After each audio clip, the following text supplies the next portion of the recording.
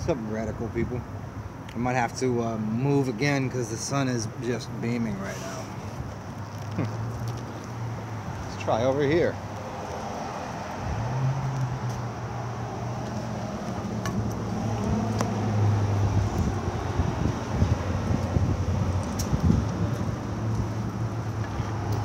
This might be a little better.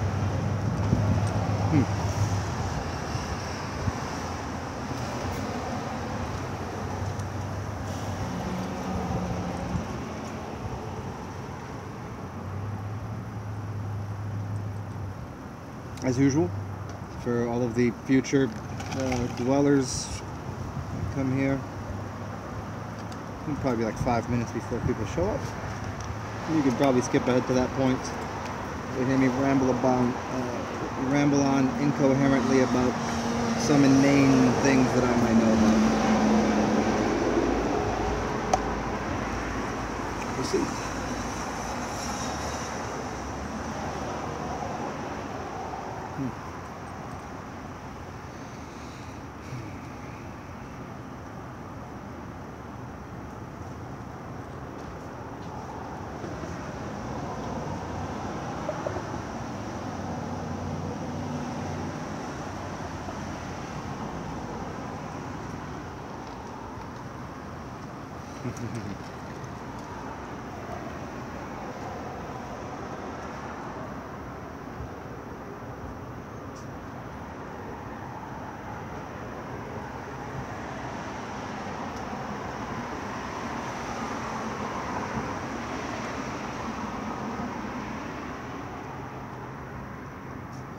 Bubbles.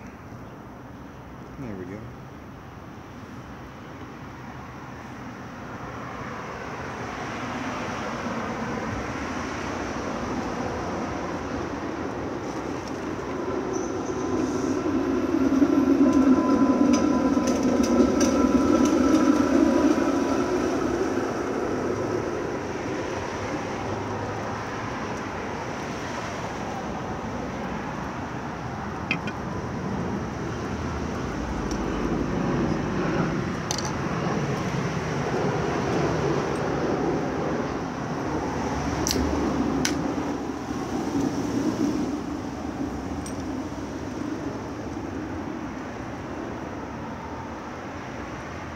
Bubbles. Bubbles in a cup.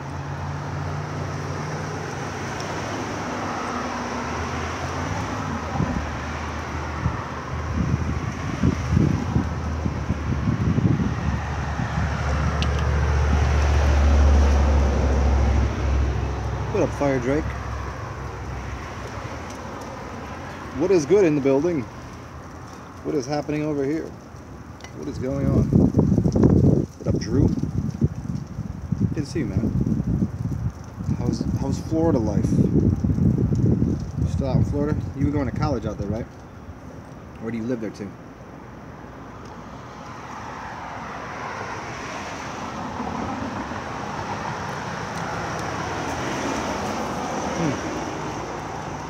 I don't know if I like that.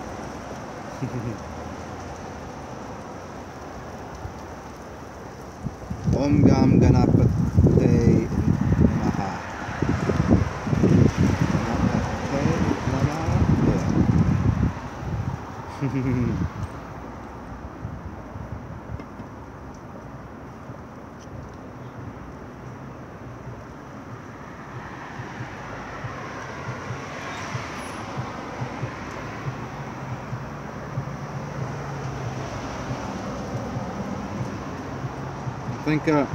I think I did so many videos yesterday. People are tired, yeah. I'm a little exhausted from all the videos I made the past 2 days, so I figured though I should maintain the energy and keep getting on here so I don't fall off. So that's why I call it this like office hours. So if anybody wants to show up, we can do a little bit of what up, Torn? Yeah, I mean, Torn, we'll see where it goes. We'll see who shows up. We're gonna energy somebody wants to pump into this because I didn't really have much to talk about. I kind of blew my load all over the screen yesterday, you know. I was on for many hours yesterday. I just had a couple standard, I don't know, the Instagram and the idea of everything being arbitrary, and how that was something I kind of got into yesterday a little bit. Just I don't know why I ever comment on anything on Instagram. I've never gotten a good response. Like if I respond, if I say something to somebody's post, it's like an onslaught of idiots just saying stupid shit. It's like it's just it really serves no purpose. Nobody's on Instagram to learn anything. Everybody's on Instagram to argue about what their perceived position of whatever they believe in at the moment. It tends to be true. It's like you're not gonna look at someone's timeline through Instagram and see any major changes or epiphanies or revelations in their consciousness of like, oh, I've just realized that it was what I was saying about that was really stupid, and I've advanced myself as a human, and I don't have that belief anymore. And people are not like that. Nobody's really, I mean, there's not a lot of people that are trying to learn anything. There's not a lot of people that are interested in interaction, learning, and bettering themselves. As much as I hope people are, it's the majority of people have no interest in it. People are non-learners. They're and I get why. I mean, you go to school and you're just torched, you're just toasted from all of these people feeding you these, you know, if you buy into it. I mean, you got through 12 years and you might as well, they're not lying to me about anything, but I didn't like being there. But then to go, well, actually you were there for 12 years and they lied to you about everything. Now that's a whole, you know, like, right, I just went to school for 12 years and none of it is of any value. I have to just throw it all out and I got to learn again, because learning last time sucked, so now I don't want to learn anything new. That's how people's attitude are. It's like, this is my position, this is what I know. Somebody said something stupid about paganism. Somebody said something to the effect of they were vegan, and they said something about stop celebrating these stupid pagan holidays. I'm like, do you even know what the word pagan means? I don't think you understand what the word pagan means. And instead of going, oh well, let me research that, or what does it mean? They, you know, 4 or 5 people are like, yeah, you probably celebrate holidays, idiot, blah blah blah. Like, I was like, no, actually I don't celebrate holidays, and holidays have nothing to do with paganism. Paganism just means the people that lived in the basically outside of the king's castle and the king's reign. They were the land dwellers. They were the people living off of the land, and they had rituals that they did that were earthbound because of their calendar and their ideas, and their holy days were about when to plant and harvest things, because they were living in unison with the earth, and that was what a pagan meant. Now it's turned into what people think is witchery, even though it's not really, and it's a completely separate thing from calling somebody a warlock or a witch or a what you'd call people that are, you know, in the arts of witchery. But it's a separate thing. It just so happens a lot of pagans are witches as well, but they're using a different kind of magic. They're using green magic. They're using green and brown earth magic. They're not black and white magicians. But nobody wants to know. Why would you want to, you know, be better informed? Why not just say something stupid and just have more people agree with you, because that sounds better, rather than actually knowing what's going on with language and what people are, what pagan means, what rituals are, what witches are, what hey, but whatever. So what's up, everybody? That's what I do. Whenever I just start ranting for a little bit, people show up. It works. So what up, Ricardo? Good to see you. Cool. I'll check out the email, man. Cool, man. I would do that.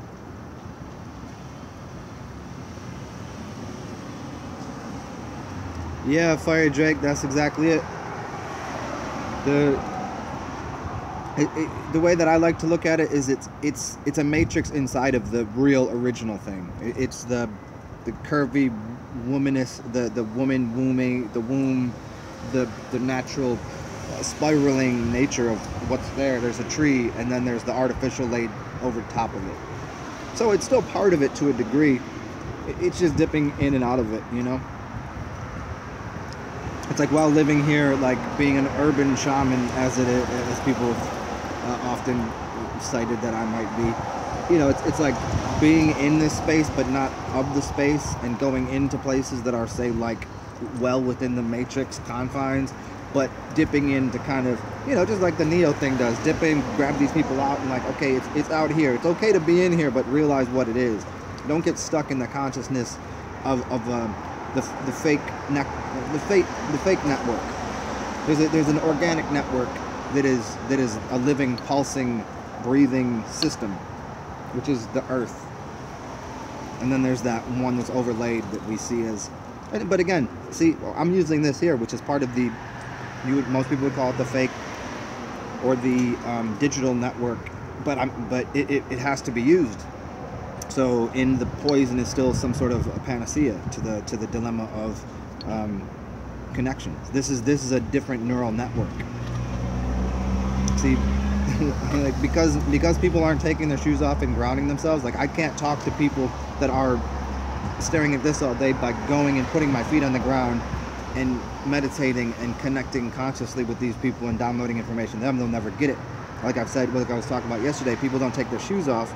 People aren't putting themselves on the earth. They're not going to get those pieces of information. They're literally disconnected because they're putting rubber on their feet and they're not touching the earth, so they can't get that upload of information. So you have to come to here.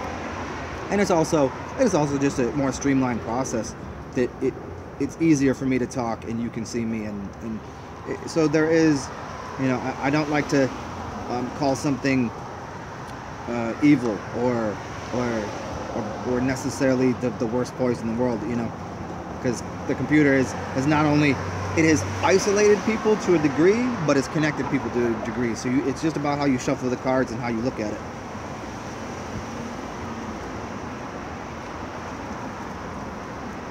Like, I'm not enjoying the taste of this drink that I just made at all, but I know it's going to give me a nice little buzz, so I'll take that.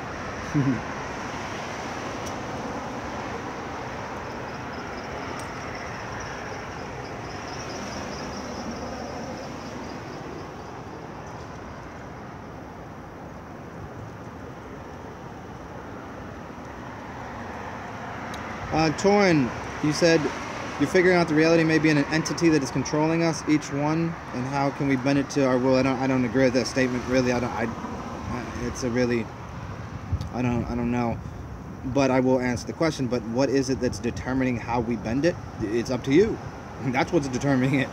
How would you? It's your imagination. You know, sometimes you ask, like in the past couple days, you've asked some very complex questions, and it's always, go back and look through my videos about simplifying this. That it's about your imagination. You know, to what degree does your imagination affect this reality?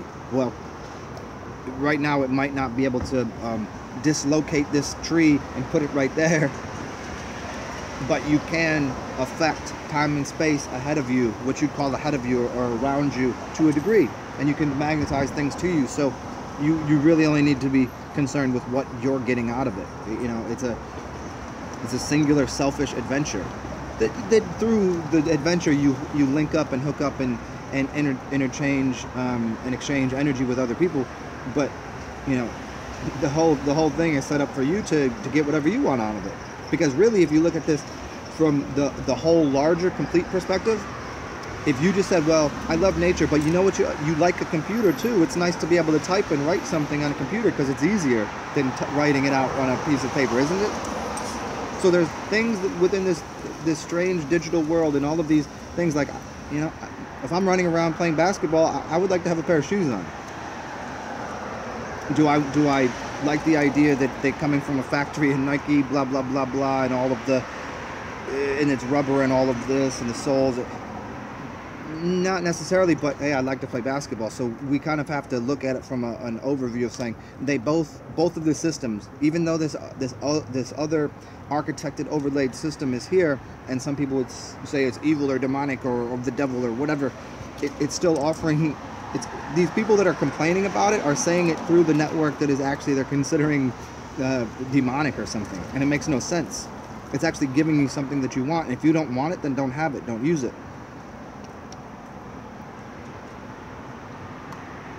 I'm sitting here using a plastic cup. I know the problems with using plastic 24 hours a day and putting hot liquids in it and putting alcohol in it where it will pull out and leach the plastic and put it in my body. I know these problems, but I'm not going to use this every day for every single meal and everything I do.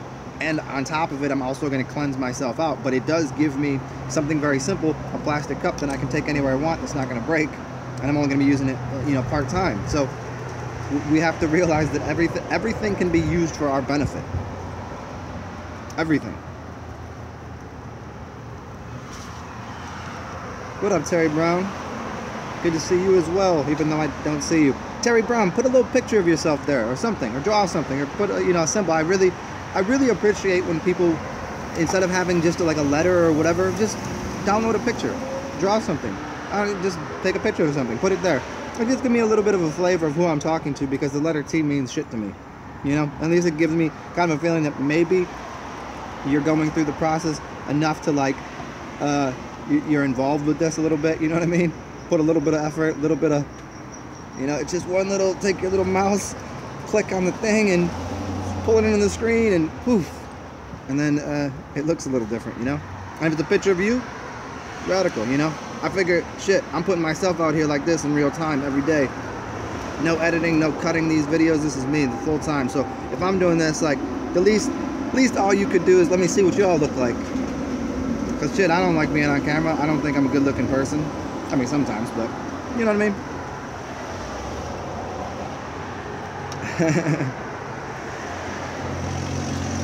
Yeah, thank you, Fire Drake. Pagan is where we all came from. It's the Megans and the Pagans. It's the mother and the father. It's the pagan, or you'd have to get into what the word G-A-N or Gaia or Gaian. You'd say the Gaian. So what do you think it means? The father Gaian, G-A-I-N, or Megan, mother Gaian. Yeah. And then if you get into even, I would assume you could probably get into some different, I don't know, comic books and things, and you could probably flesh out what Gaian means in there. Although most people don't take comic books as being truthful, but they have a lot of really high level wisdom. Most people who write it know about it. Some people just think it's fascinating, but there's plenty of truth to it.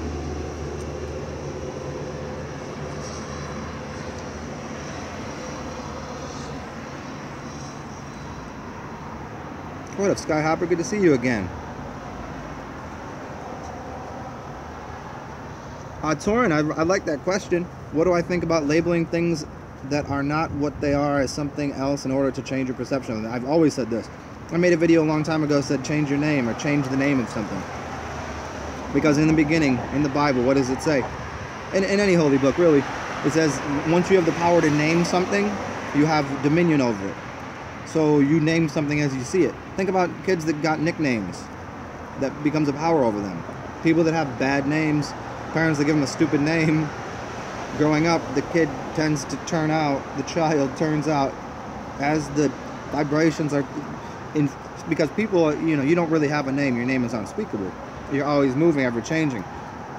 But as far as like specific items, sure. Realizing though underneath it, there is a reason a chair is called a chair, because of what the letter C, or what the sound CH, ch, and what the letter R means. When you take that out to its phonetics plus, you link that up with the numerical system, and looking at what a chair does, it links up.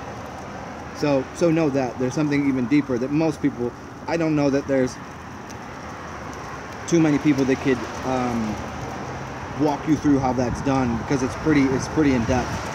There's a few teachers that I've only seen a little bit of the work on it, just because it seems to be almost too much, like almost unneeded, because when you really get back to it, you know, everything is just sonoluminescence anyways, and it's just sound, so you just create it as you like. If you started calling a chair something else, if you were really good, you might actually change the form of the chair into something else. I mean, if you can break a wine glass by making the sound that tones at the specific harmonic of the wine glass, of the crystal, you can crack it, you can shatter it. So now we're saying Shiva there, we're destroying something, but you could just change or morph the shape of something. I mean, this is what is said happened in the beginning, that were, you know, basically spirit shamans sitting around a fire, speaking into a fire and creating what we call language. We would say and there would be 12 trumpets going into the flame and creating what we see as the letter A. And then if you go even farther, the tone to actually create a physical object. I mean, why couldn't that be real? Why isn't that real? Is it not? So that gets into really deep stuff about sonoluminescence and in the beginning there was the word created.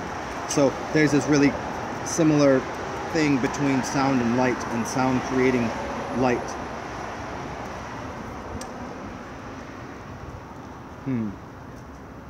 What up, Onrex Alex? David Mannion, what's good, man?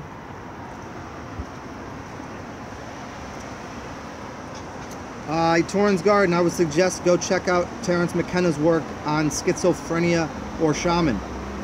There's almost no doubt in my mind that schizophrenic people, the majority of them, are seeing the spirit realm.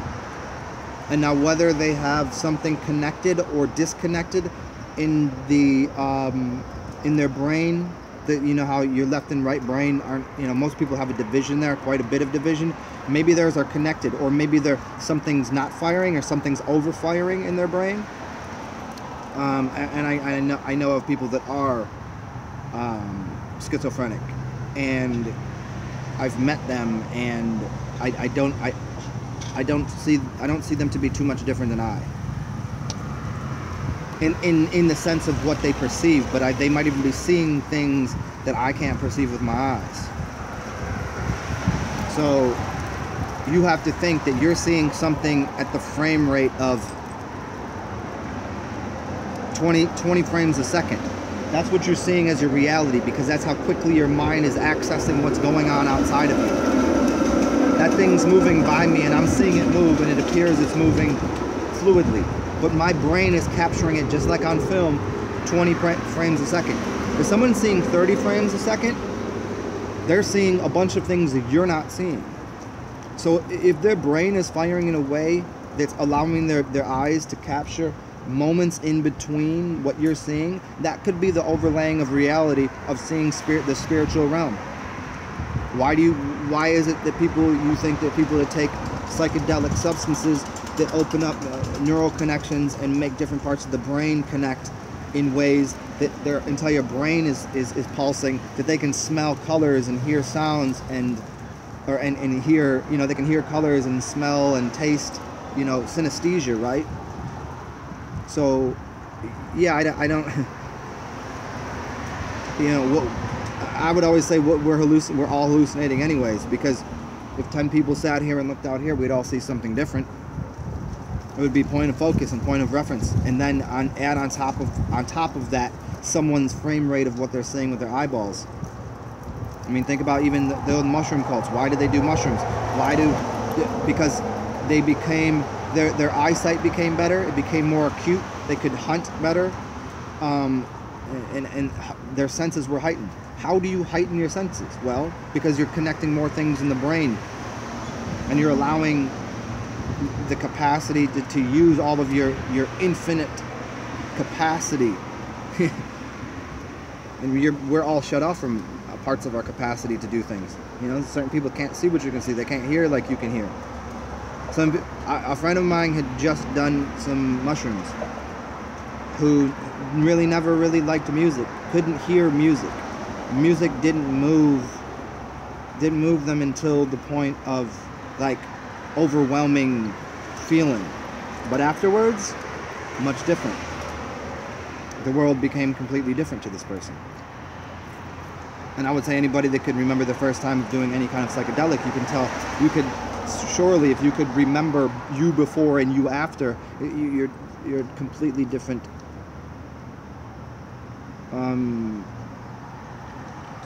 ingester of reality.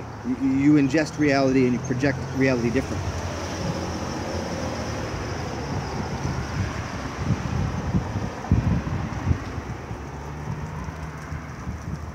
And what can I do with the word hallucination? I'll play with that for you later. Let me get to some of these other things, Torin. Because I'm really appreciate how involved you are these last few days with all the questions. But I'm going to try to get to some other people here. Illuminati Congo, yeah, I dig him. Yeah, it was, the book was called City Mystic or something. It was so funny because I had said something about being a city mystic. SHIDD or SIDDHI in his book, or something of these words. And then like 2 days later I was on his channel and I seen that he had this book called that. I was like, yo, dude, I just made a video about that. I never knew you had a book called that. It's pretty interesting.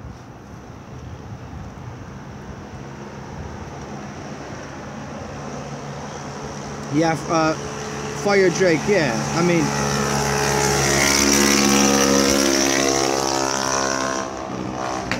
I dig what you're saying. You know, it's all a hallucination and nothing's a hallucination because there's nothing new under the sun. Everything is occurring now instantaneously. It's just whatever we're dialing into with our reality. You know, what are we dialing into right now? So in that way, I definitely, yeah, I agree with you. What's up, Junior Smooth? Ha, Brody, what up? What up, Brody?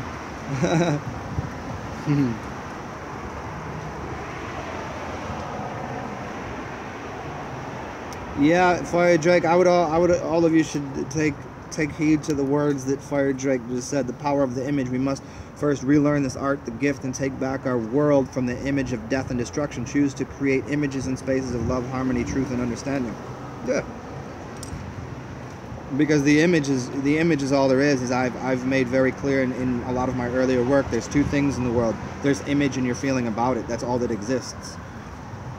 So we just need to feel different about image and then change what the image is to fit, you know, either change the image to fit our feeling or change our feeling to fit the image. Like it's a back and forth teeter-totter between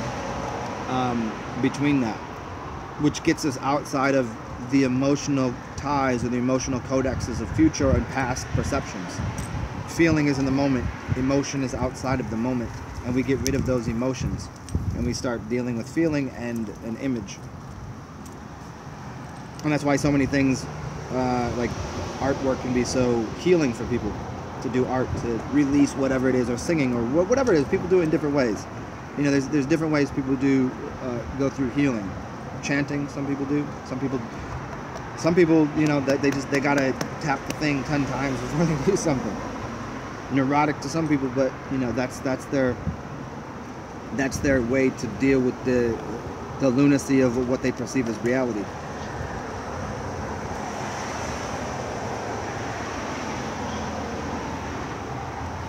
Whoa, that's fun. Here, you're all on LSD now. Whoa, all very fun. Let's see here. I'm gonna try to catch up. I'm gonna try not to get too far behind today, as I usually tend to go on long rants about things. I'll try not to get too far behind. And Junior Smooth, thank you for coming back, and it's good to see you again. And Fire Drake, if you have not seen the book called oh man, it's called The Goddess versus the image versus the goddess, and it's by Leonard Shalin. And it really digs into that, the concept of what happened to the goddess and how the word took precedence in this patriarchal society, because male is the inventor of the word, or female was the feeling, and there's this whole image versus the image and the goddess versus what language is, you know. the restrictions of language.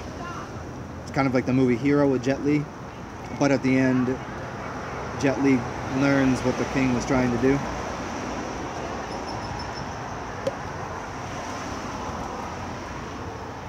Terry Brown, what's my thoughts on numerology? I've covered that many times. As I'll make very clear again here, numerology and gematria and all of these other things are secondary codes. I use them to redundify something that I found to have truth. And if it works there too, then I know it's good. But I don't use that as a platform or precipice for something, because in the real world, numbers do not exist. Numbers do not exist in the real world. Neither do letters. Again, form and feeling is the only thing that exists. These things can use to a degree, verify things.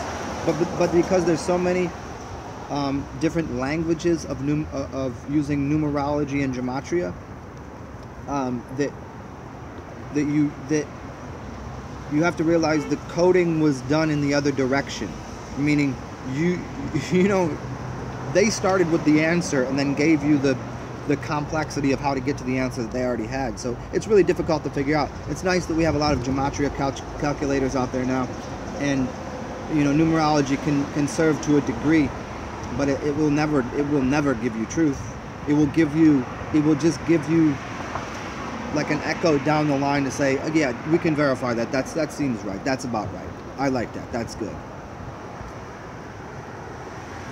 But I dig Marty Leeds, and I dig everybody else that's been into and uncovering and displaying that. It's just not the truth.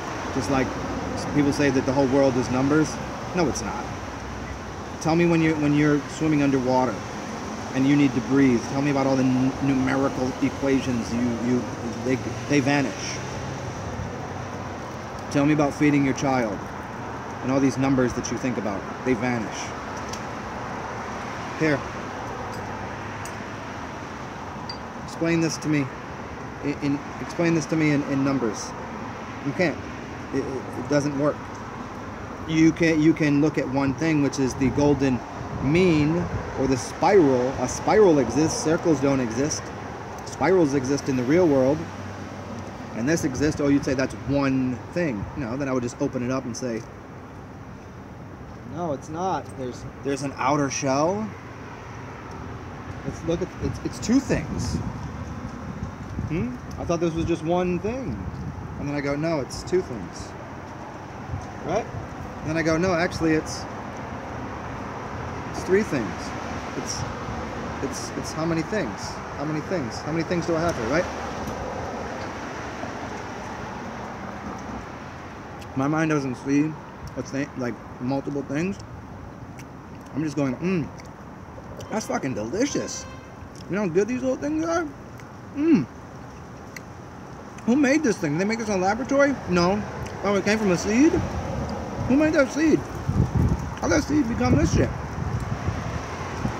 How does it have the taste of orange? Where does the taste of orange come from? Where does the smell of orange come from? This little seed had all of that in there? You mean just water and light? And now I have this thing that tastes orange? Give me that mathematical equation. You ever sitting there like mowing down, eating some, I think I'm allowed to say pussy here. I mean, as a man. You ever think about numbers? No. Just thinking about like creation, energy, feeling. Right? Hope you like that little dramatic effect I just did there.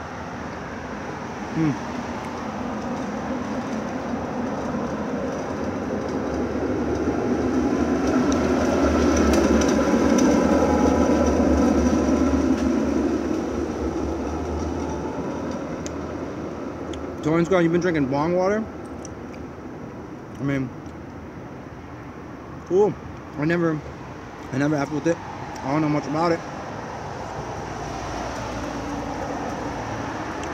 There's a drink in India called bang. And it's basically using weed to make a milky kind of tea. Let me get back on track here, yo. While I get dramatic and start eating, I forget all the words.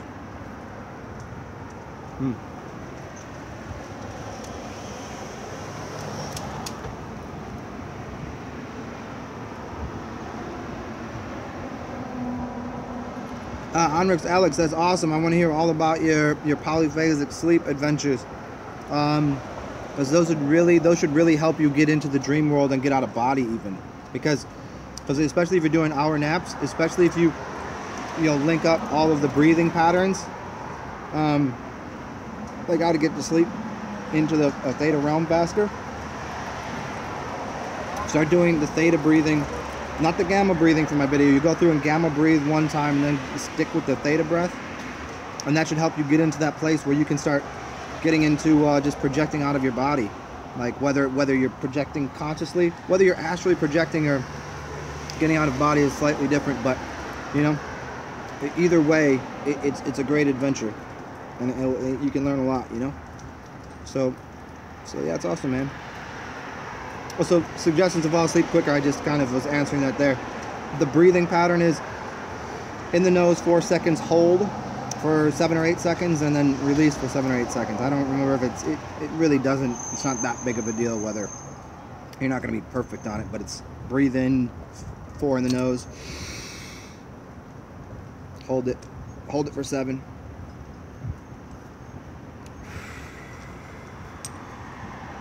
Even during your day, that's a really good thing, just to relax yourself and calm yourself down, because it takes that energy that's all over the mind, brings oxygen to it, collects it, and then pulls it out.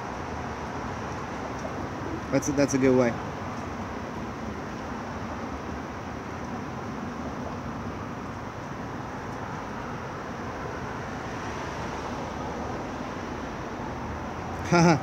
Edward Bernays, yeah, man, yeah. Edward Bernays was see that's when genius goes too far. That's the mad scientist kind of stuff, where you take something that has a benefit, of how to. I'll try to put it this way, because I've been talking about that book a few times, which is the 48 Laws of Power, and how it teaches somebody to be disingenuous and inauthentic. But what it does, if you understand it, it becomes part of you, and you just exude this. But if you piecemeal it and use it in certain situations to get what you want, that's what has happened. That's what he did. That's what people that are manipulative, that control giant conglomerates, tend to do. They use all of these things not as a holistic thing to help everyone, but to steer something in a direction that they think they're going in, and it becomes very it doesn't serve the whole, the WHOLE. It doesn't serve the greater good for humanity. It serves a small fraction.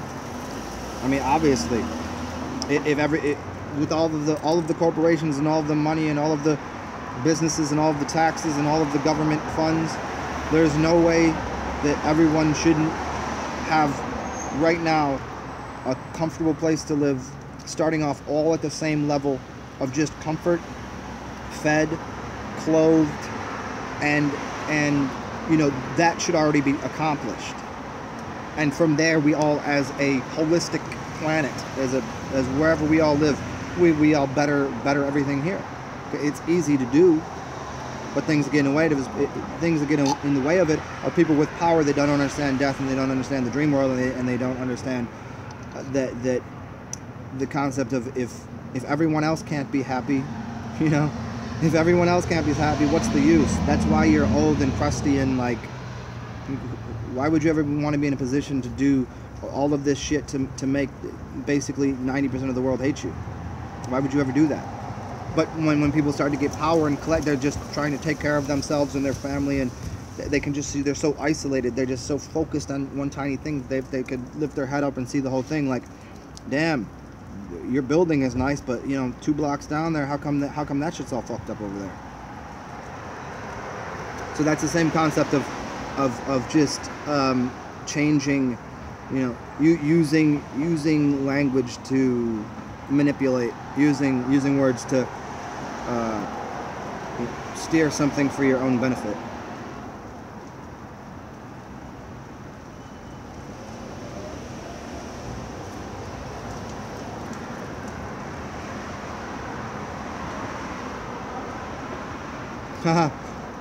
Christopoulos, what about sleep paralysis and seeing those entities? I don't necessarily always see them.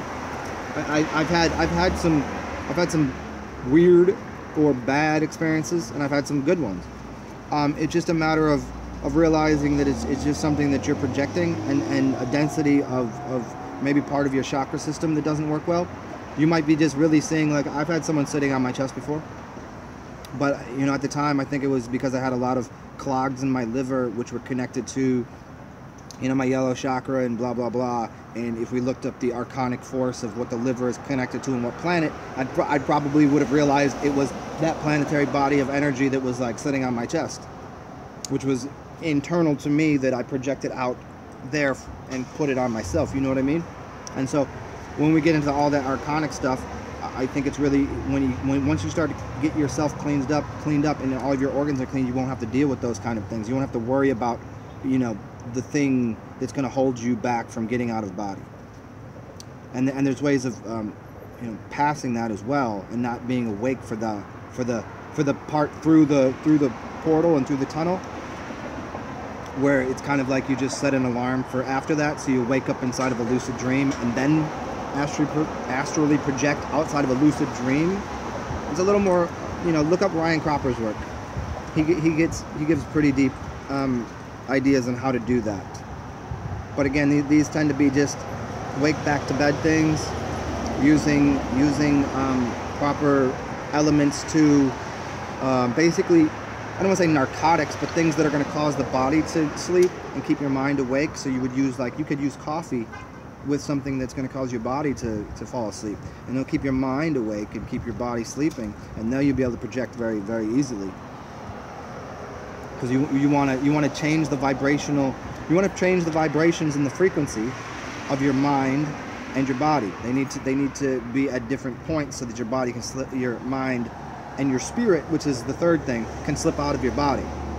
You know, it's, you know, people have done work on trying to really, you know, mathematically show how it's done. Here's the vibrations you need, but you just really need to play with it and see what substances work for you. And the easiest way to do it, as always, is urine's going to help the most. Anybody that's gotten the urine therapy and has cleansed their body pretty easy, you know, it becomes pretty easy to get out of body. And I'm really not enjoying this beer. It's so sweet. What a mistake for the day. But we'll change that. I think it's a little too warm too. Manny Farm, what's up? Is acid good or bad? I mean, it's both. It depends on, you know, what kind of acid are you talking about? Just acidic things? Plenty of things that are acidic that are good for you, and it also depends on your body. So there's no real good way of answering that. It's sometimes. Borax has always been it's always sounded good to me because it's cheap and because nobody really knows about it, and because it seems to be one of the more historically, like, this is what they were using back then, and I would tend to go with that before the pharmaceutical companies got their hands on everything and all information, and so borax sounds like a good idea. I've never used it myself. I would, you know, you know, do a little more research on that and see who else has actually used it and what kind of results they got, because I haven't used it, so I can't really comment.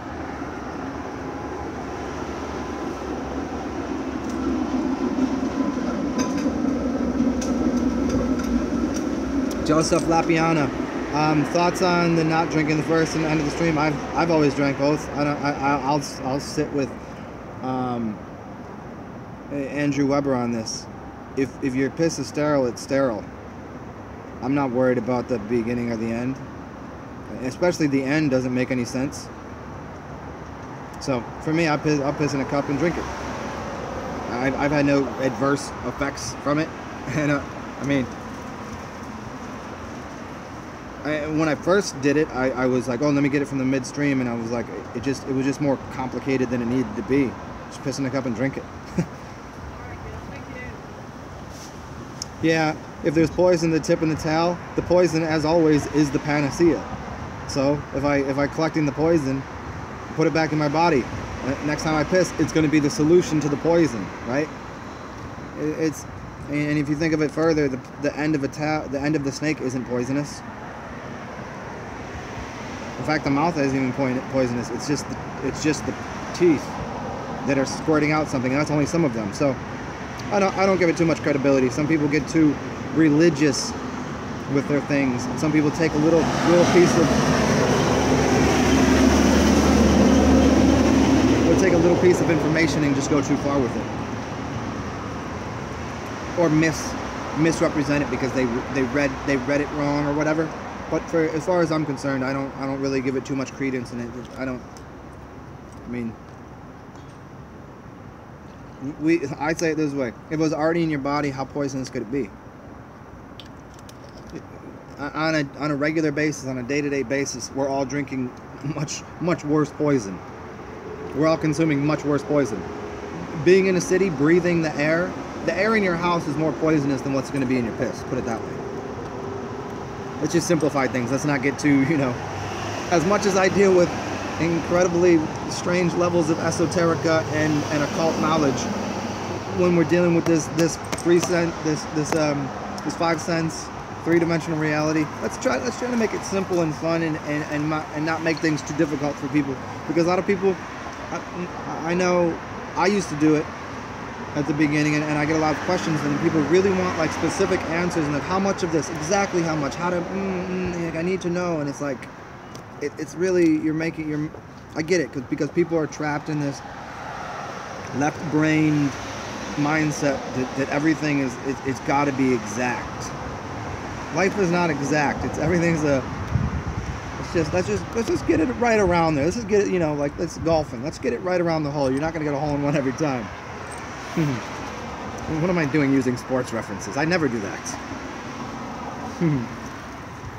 What up, Emilia Klavachova? What's going on?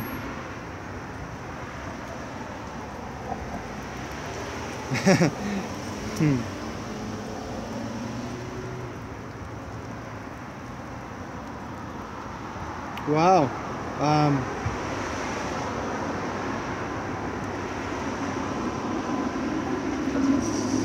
Torrens Garden, how can we connect with more of our senses?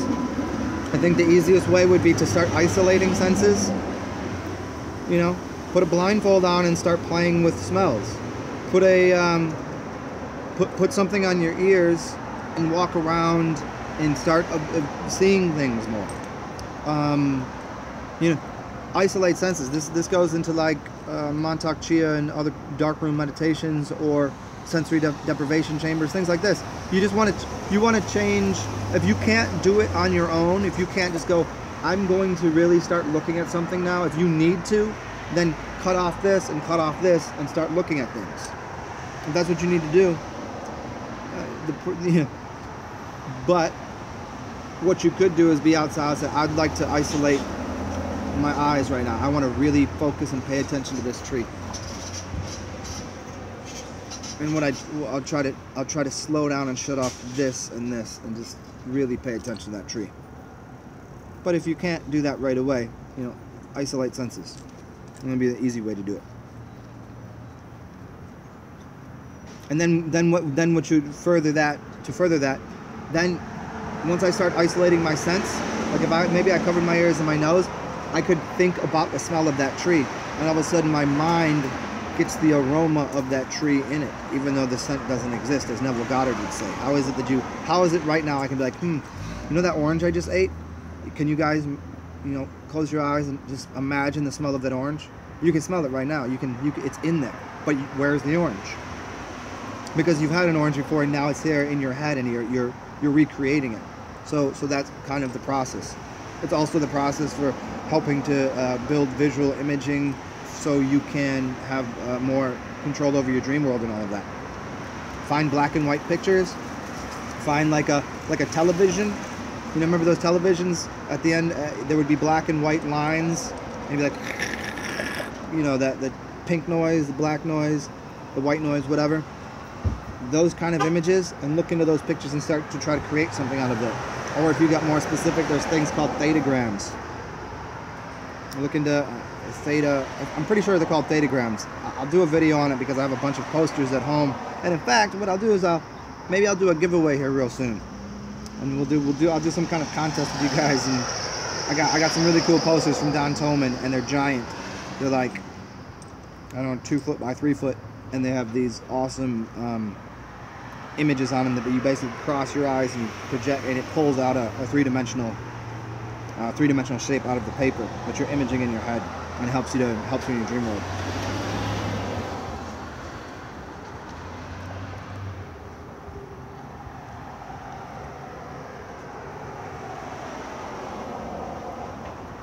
What up, Bap?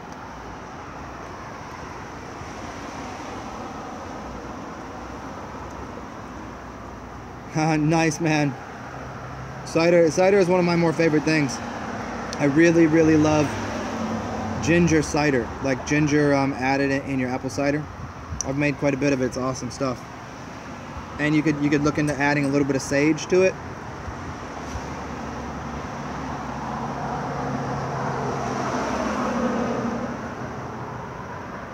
Onrix Alex, when you wake up, don't make your motivation to write it down right away. When you wake up, your motivation should be to keep your eyes shut. Do not move, because if you move from one side to the other, you're gonna lose the images. I can't really explain how it happens here specifically, but it basically has to do with the water is in your head. So stay where you are, keep your eyes shut, and start to find that image that you just lost because you woke up. Find any part of that image you can, and then start trying to go front or back from wherever you're starting. Go forward or reverse in your dream that you just had. Then once you can kind of get through that again, and then you feel comfortable with it, because now you're awake and you're imaging in your head again that you're pulling it out of your theta realm when you were dreaming, then go to your dream journal. That's one of the most important things. People try to use the dream journal and it doesn't work because they wake up like, oh, what just happened? Oh, because they open their eyes, and all of a sudden you're loading this program of this reality, and it overlays and it crushes the image that you just had in that theta realm.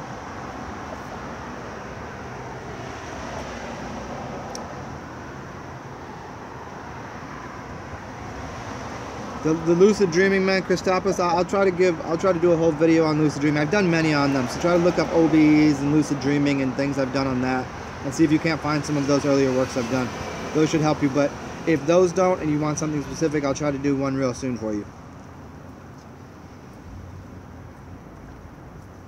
What up, Resonance Creative?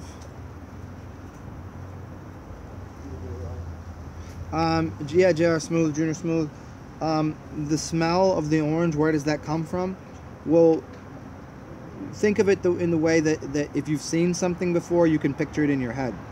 If you can see it, this is an entry point of vibrations. These things that I'm seeing are the same thing as the sounds that I'm hearing. It's like if you heard, you remember the sound of your mother's voice, right? Or your father's voice, right? Or your best friend's voice. You could remember it. You could hear it in your head. Like, stop right now. Like, hear your friend calling you, or hear a dog barking. So there you have that audio, the acoustics quality. But where is it? It's not coming from anywhere, but it's in your head. And now you can close your eyes and you can picture something. Now that picture that you're seeing in your head, where did it come from? It's not there. It's not in front of you. You close your eyes, it's in your head. In the same way, your nose has collected and gathered information. You even think of it this. We'll go one further. Think right now of petting a really soft, fluffy dog. Run your hands across that fluffy dog. You can feel it. So in that, what you're seeing is fluffy dog, that tangible textural thing. It's not here, but you can feel it. So there's something going on inside of your spirit body and your mind that collects information that you have complete access to, even though it's not here right now. Does that make sense? And if you want to go deeper on that, get into some of Neville Goddard's work. He does really great audios on how to get into that realm in that state.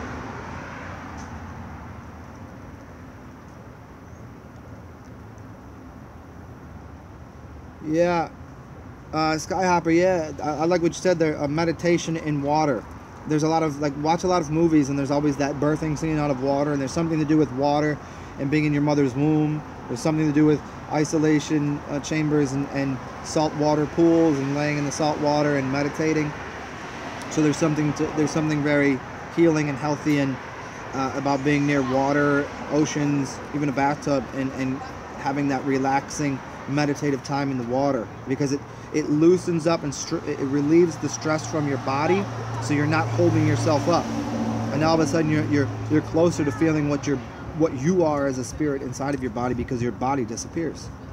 This is why people use, in the same sense, people use a lot of disassociative drugs or things that will make their body feel like mush, whether it's mushrooms or marijuana to some degree, that you lose association of your body, so your spirit is much different, and imaging and things become a lot easier.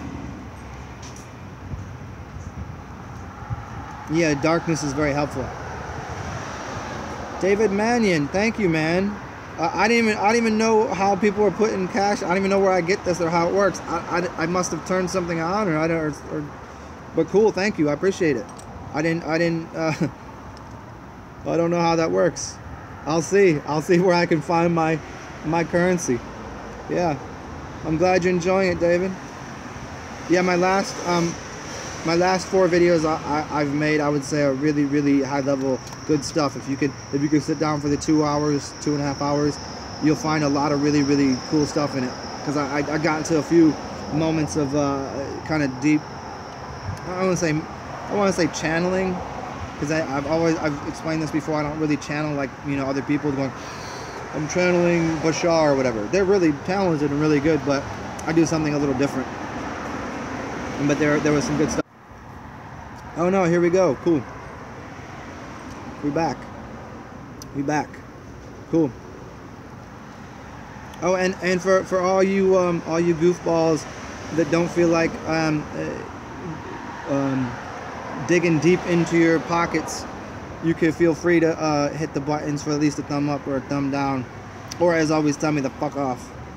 They're always enjoyable. That really inspires me. But yeah, 676. I remember you. I just forget what your whole name was. GOZ whatever. Yeah, so Junior Smooth. That made sense. Cool. Cool. Pineapple cider for the first time. That sounds awesome. I made some pineapple vinegar a couple years back, and that was pretty awesome. Pineapple vinegar is really great.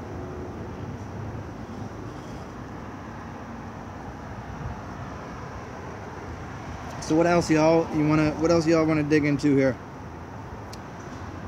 Whenever you guys go to my old videos and you comment something, it allows me to go back to that video. I'll usually, if somebody makes a comment on one of my old videos and it's a worthy comment that I knew they watched it, I'll go back and watch the video again, and it kind of refreshes my brain about things that I've said in the past, and I can really kind of, you know,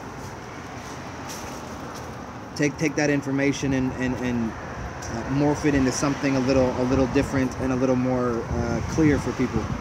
Because I know I have a lot of old videos that are like an hour on something I could have explained in 20 minutes. I mean, these newer ones, I'm just all over the place, and I just kind of whatever y'all want to know. So it's a little different doing these live ones versus my old ones where it was one directional.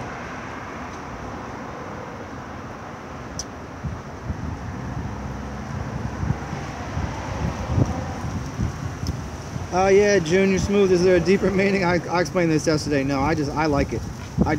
Sometimes I paint my nails gray, sometimes I paint them fucking pink. I don't care. I mean, it's not always. I think it was, a friend of mine went and got her nails done, so I was like, I'll go with you, I don't mind. So I just got all my nails done.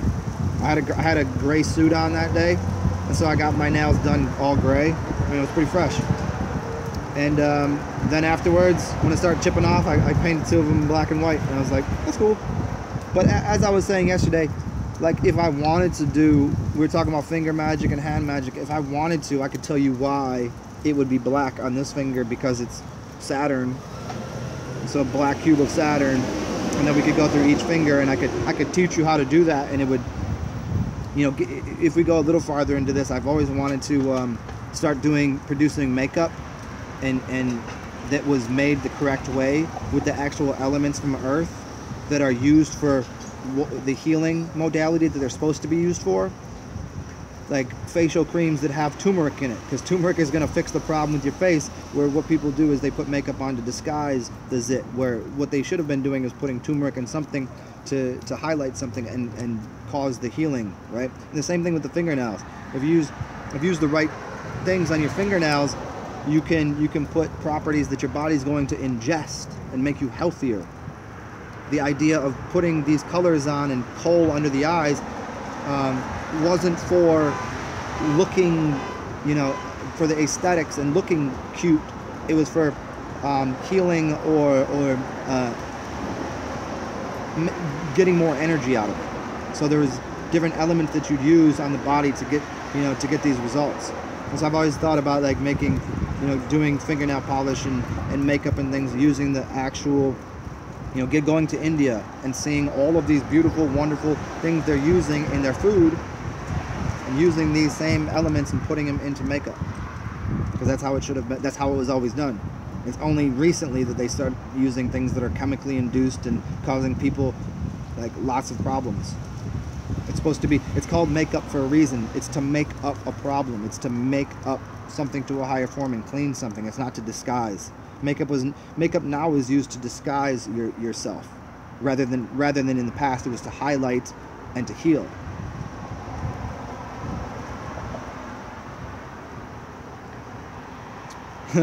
Isn't it Illuminati? I don't know what Illuminati colors are, man. I think every color is Illuminati, man. I'm illuminated. Look it, see, look it, it's right there. Where is it? Right.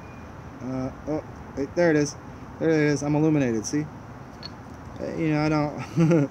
I don't give much credence to those kind of things. I don't know, you know, if you're talking about the black and white Joaquin Boaz, the chessboard and all of that, that's just the concept of explaining duality in a way that people can see it, because there is no such thing as duality, and what they really mean is the clarity of the world, and then the solid.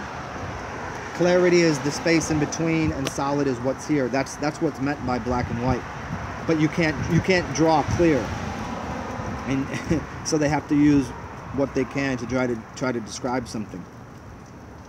And people mistook the education. They mistook what the principles were. Meaning, they tell you there's 7 colors. No, there's 9 colors. Black and white are colors. So they started taking things out of line to begin with. The black was supposed to be the emptiness, and the white was the here it is.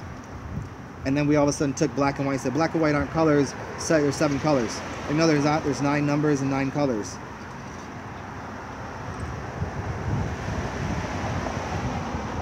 And so people adulterated the knowledge.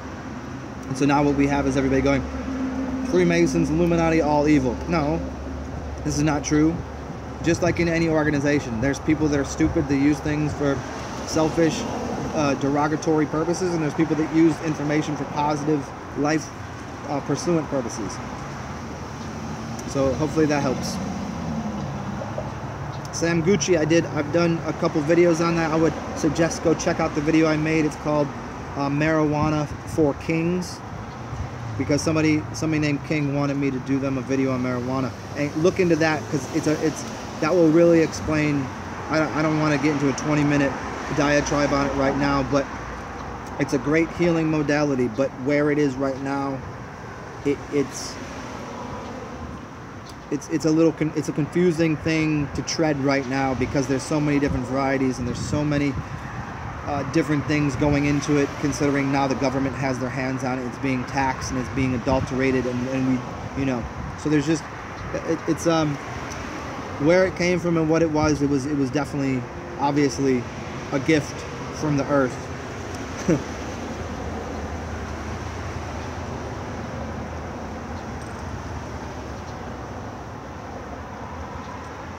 Patrick Walentine, I'm glad to hear that. I'm glad to hear that people are starting to get over their fear of alcohol and their fascination with weed, because they both have their place.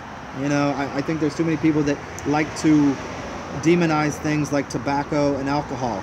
But there's not a problem with tobacco or alcohol. It's a problem with the chemicals that are put into the tobacco. And the problem with alcohol is people misusing it, and there's a lot of garbage in alcohol, and it's not, you know, it's not what it was supposed to be. Just like beer is supposed to be a healing modality.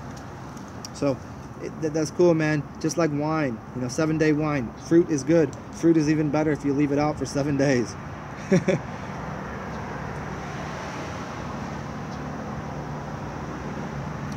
Liquids to help quench your hunger.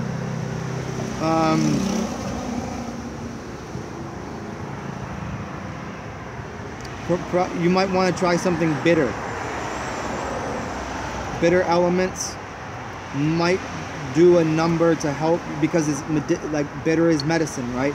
And so those medicinal things might do something to quell appetite and to turn off. Like bitter elements will have a habit of making you not want to eat, unless of course you're using bitters in a see, look at it this way: the bitters that are used in drinks and drink making, whenever it used to be used, the bitters are look at all of the, look into the history of bitters, and you'll see all of these great plant substances that are used as aperitifs, and they were all about, some of them were for stimulating appetite and some were for healing modalities. So it really depends, you know. Quelling someone's appetite, it tends to be more, what is your appetite for? Let me try it this way. Some people have a sweet tooth. Some people have a savory feeling that they want savory. So it depends on what your initial cravings are. Everybody's going to have a little bit of different craving, and what you want to do is kind of combat that craving with maybe a flavor. So look into using the colors and flavors. Just play with some different juices maybe, and different teas, even different roots and barks. Yeah, a lot of these things that people ask me, the reason I have to go on these long these long little diatribes is because it's going to be slightly different for everyone, depending on where you're coming from and your state of health and what you're working with to begin with. And you could even get into, like, I mean, maybe even kava. I don't know. Kava might be good. Kratom might be good. These things might help in stifling your appetite or desire to eat.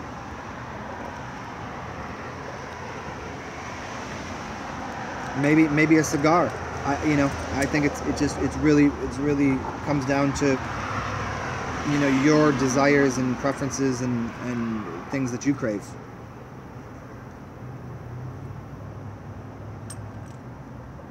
Yeah, I got my plastic cup of vino, and I have this beer here, but I'm not really digging it, so I'm just gonna toss it. It's a Radler. It's a lemon ginger Radler, and it's really good if it's cold. But I biked and then got in the streetcar, and it's kind of warm right now, and I was like, bypass that. But I'm so excited. It's starting to get sunny here again. I can go get my my melanin back on and start sun gazing again, and start doing some high level magic here.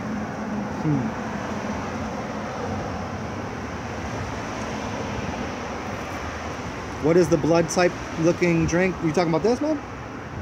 It's green, and it's kratom.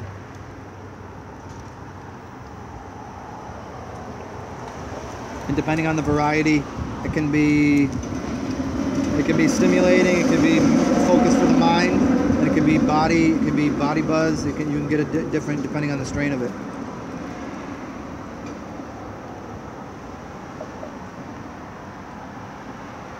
Yeah, but I'm gonna fill up my glass of vino here in a second, because apparently some of you fine people have donated me some cash, so it's paying for my drinking today. That's really all I need in life. I just need to stay lubricated.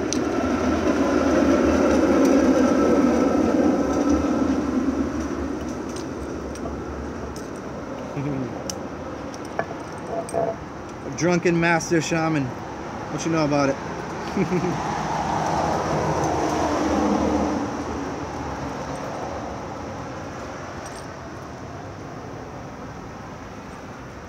Bap, what's up? Oh, you like the video I did on black and bleach and white? Good, good, good. I got that information from somebody that I really enjoy. One of the only people that I really enjoy on Instagram. And I can't remember his name off the top of my head, but he does all of the things on who the real natives are and how black and white don't exist, and the real natives to this land, the aboriginals or the originals, are black and copper colored people that has nothing to do with what we consider native Indians these days, because the native Indians these days tend to be, at least on the reservations and things, fake, kind of like, I mean, people, you call them whatever they want, but they're from certain places in the world, and they've taken over some land and claimed Indian heritage, and they're not Indian. And Indian isn't even the right word either. We're talking about American, and American is kind of like American, and there's a lot of things. We're just talking about who was original to the land. But where we are now, if you were born here, claim your estate as righteous heir to your own land. I mean, this is where we are. We're on Earth. I'm an Earthling.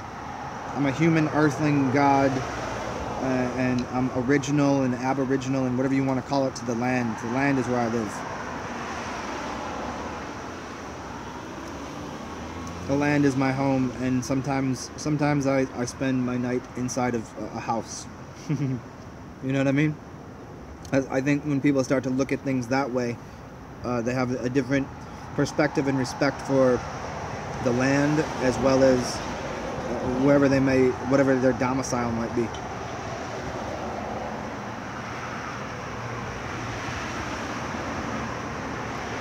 Christopher's cool, man. Thanks, buddy. I will talk to you soon. I will see you bright and early tomorrow. What up, Kurt?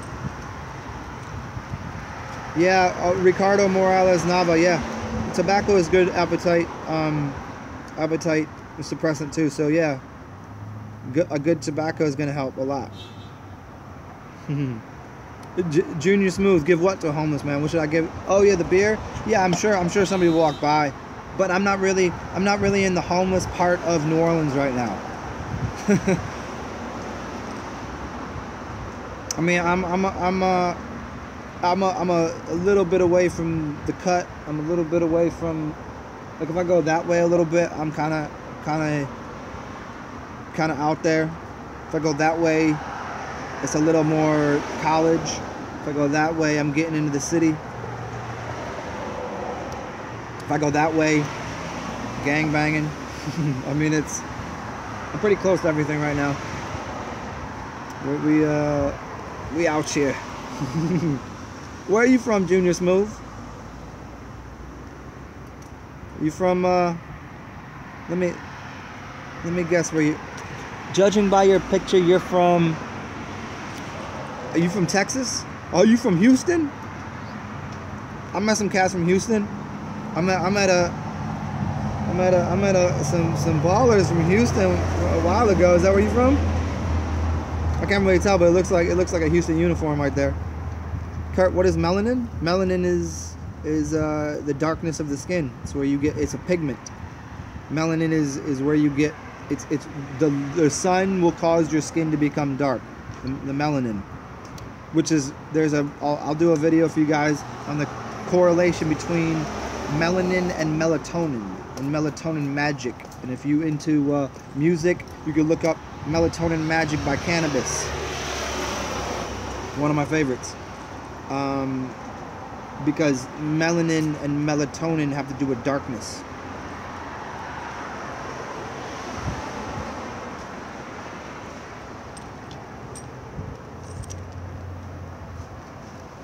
Yeah, American Spirits are pretty good. I'll get some roll my own, and I'll mix it with mugwort and maybe some cinnamon and cardamom, and you know, I'll make a clove out of it. Yeah, that's a good way to go. Is my channel based on alchemy? I suppose so.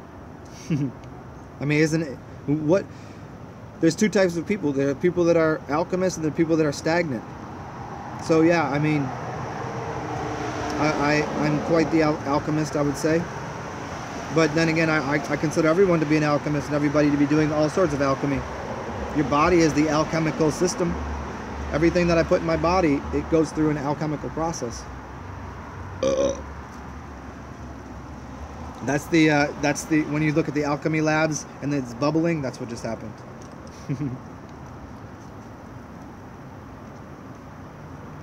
Yeah, Ricardo Nava, I think sweet cravings you can get rid of with two things: licorice root and cinnamon. Check those out. You heard me, Ricardo Nava? Yeah. What part of the world, David Manning? I'm in New Orleans. Greatest place on earth. 3090, yo. There's a lot of really, like, this place is very special. Like when you look at it plotted out on a map, and you get into all the spirals and the vortexes, and you get into what this is as voodoo, and it's literally where on a map 3090 meets. It's pretty like literally like right behind me. If I walk that way maybe 200 yards, I'll be exactly where 3090 meets. Crazy, huh? Yeah, there's a lot of really interesting esoteric things about New Orleans and what this place is. Greatest place on earth.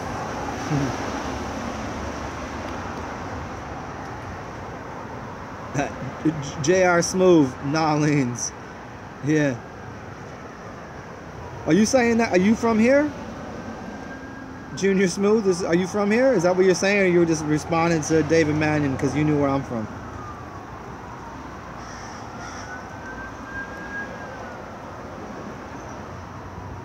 Oh man, yeah. I appreciate it, Patrick Wallenstein.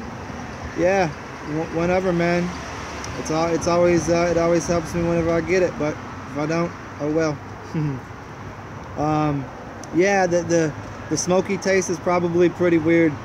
My last night after I was doing all this with you guys, I went and ate a bunch of garbage, and I woke up and oh man, my piss was not. It was not going to get drank in the morning. So I put that into my. I'm going to do an enema with it because. And here's a little trick for people. If you eat bad one day, instead of drinking your piss in the morning because it tastes like garbage, use it for an enema. Because now you're going to put that blood plasma back in you, get out what was in you from the night before, and you don't got to taste it. And it's very healing, very healthy. Maybe one of these times, maybe you'll see me out here go through like a real deal, like build up, put myself back in 100% order fast. You can see me at Zen, 80%. As you all get to see me like just just messing around out here.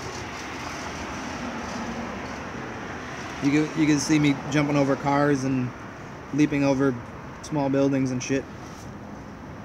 And get back into shape or something.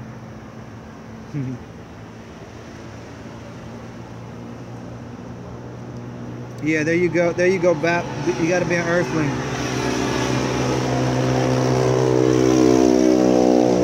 Or be, as one of my friends said, be a morphling. We're all morphlings. We're all morphling. Like that's the most important thing. We graduate from earthling to morphling, because a morphling is, being immortal. What happens is you just transition and you morph into something else all the time. Oh, you from Philly? Okay. Yeah, I'm from Baltimore. Baltimore is where I grew up. So, I mean, I didn't grow up my entire life there, but that's where I really like. Yeah, Baltimore is my city. One of them. But Philly, I really like Philly, man. Philly was I liked the size of the city because it was, smaller cities. The city part ain't open at night, but Philly, it's big enough and it gives you that big city feeling, but it's small enough where it's cozy, and I felt more at home there. Like I don't like, I've been to Boston. I don't like Boston. Boston is not for me, man. It's way too mayonnaise. It's too chalky. I don't like Boston. I don't like Baltimore, Philly. Like DC was cool. I mean, I went to DC a lot, but I was okay on DC. Yeah, man, Philly's a cool place. Philly's a cool place. Philadelphia.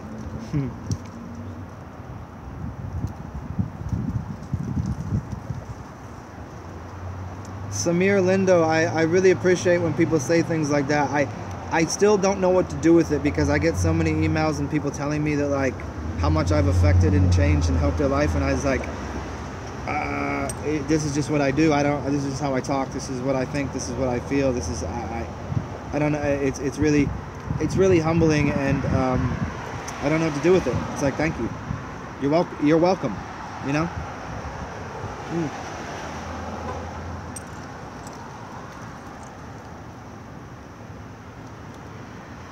Yeah, flat Earth maps out here. Is there anybody in here right now that doesn't know that the Earth is probably flat? Is there anybody that thinks it's a different shape? And I just asked this as a query. Like, is there anybody still on, like, you know, NASA, yeah, whatever you say is the truth, you know? Is anybody still there? Or maybe you think it's a different shape? Because I've given queries into, like, maybe a different shape. It just might be way bigger. I don't know. Oh, Onrix Alex, sauna massages, cold showers. Yeah, man. I mean, I'd only be redundant, and you obviously already know that. Sauna is the great way to go. You know, you just got to be careful with it because the sauna is going to heat you up, and if you got a lot of blockages, you could exasperate a problem. But a sauna for a short period of time is a really good idea. Massages are great. Cold showers, I would do cold and hot back and forth. It's because you're just gonna pulse everything out of you. That's a good idea. So yeah, man, that's a good way to go. You went for 215? Yeah, we down here in the 504 and 443, 410. I've been in a lot of different 716, 585. So I've been in Indiana, Bloomington. I've been in Illinois. Been in North Carolina.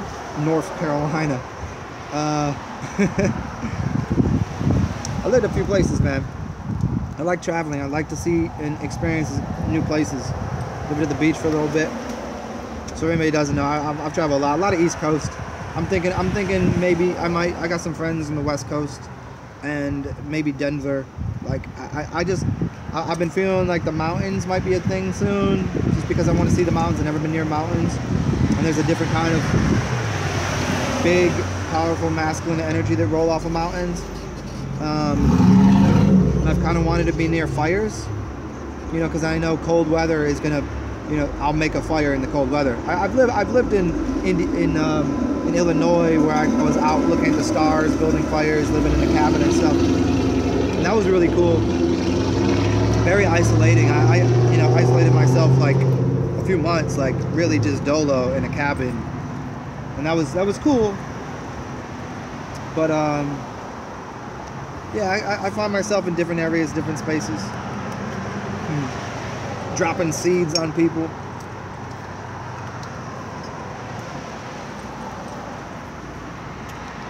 But yeah, Junior Smooth, come down to New Orleans, man. Greatest place on earth. It's a traveling carnival that doesn't travel. It's just here. Samir Lindo, you can't figure it out? Most people here already know what my sign is. You have to figure it out. I'll tell you in a second. But most people already know.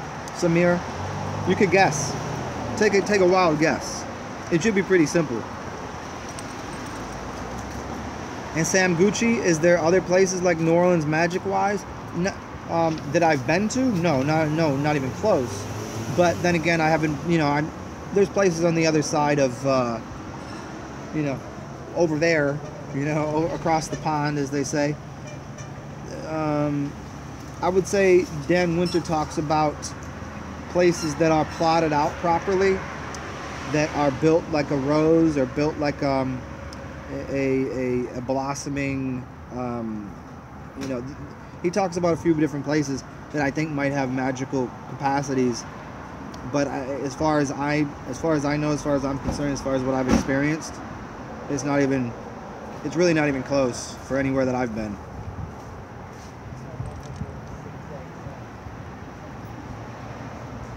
Washington State. I would assume there's magic there. Like you would. A good way to figure it out is start looking on a map and plotting out. See, this is going back to the beginning of the conversation where somebody was asking about numerology and gematria and things. Plot out, look at a map, and start doing some number research. See what the numbers are. You know, the cross-reference of, like, you're at 20 latitude, 130 longitude, right? Get into that because you might find something very interesting about some specific location. I've been to some vortex points. If you've ever looked up vortexes of, like, things having anomalies with how energy works, and they were quite trippy. On my travels, there was a couple places I've been to, a couple very interesting places where, like, things would travel uphill, and it wasn't an illusion, it wasn't a visual illusion, it was literally a vortex of energy that caused things to go up and travel upwards. But yeah, I think every state has its magical places. I think there's a lot of people that find Sedona to be one of those places. They call it a vortex.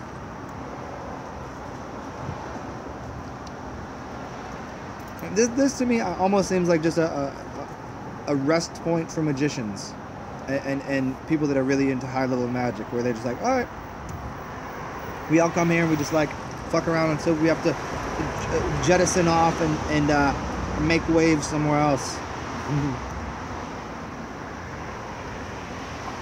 And Oregon is a great place because think of Organite or Original. I've never been to Oregon, Kurt, but I assume that probably has some awesome energy there because of the name.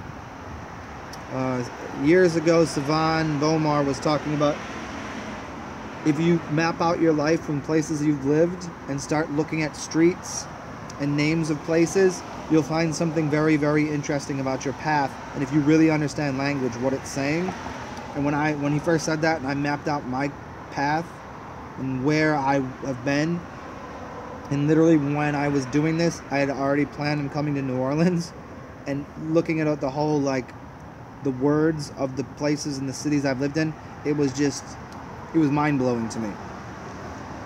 I mean, to some people, they might not be able to do it.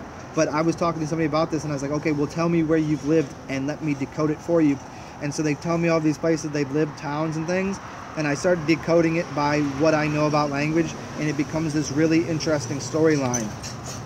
It's not, words have power and places have power. And it's an interesting story when you look at it.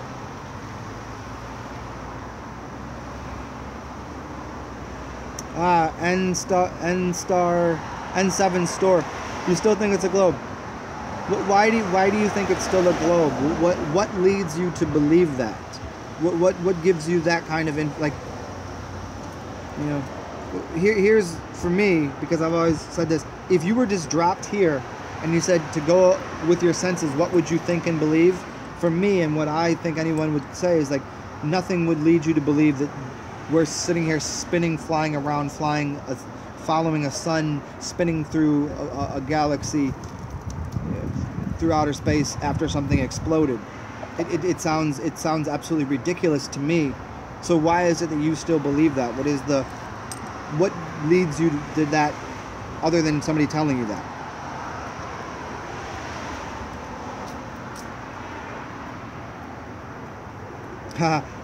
It's 676. I figured you'd think it was a cube, because you think we live in Saturn's cube. That's right, you were Saturn's. I know who you are. Yeah, that's, I think we are in a Saturn cube. I think we're in Saturn's cube matrix, which is Pandora's box, which is a moon Saturn matrix inside of a cube. But I think there's a ball in there. I think there's a globe in there that we live kind of like. I think it's multi-dimensional, meaning squaring the circle and circling the square. We live inside of a circle on a flat surface, inside of a square, which is then furthermore inside of a beam. But you know, that's all hearsay to me. You know what I mean? How can you know? How can we know for sure? I can know that as far as I can see, as far as I can tell, and the people that I don't trust and don't listen to have been telling me one thing, so I'm not going to go with what they're saying. There's nothing righteous about anything that the people at NASA have said. So I'm going to say whatever they're saying is not true. What have they given us besides like a really comfy bed? Remember you used to buy those like, produced by NASA, this squishy bed. What else are they giving you? They ain't giving you shit. All they've done is taxed you and stole your money, robbed your children, gave you misgivings and disillusions towards actual reality. In fact,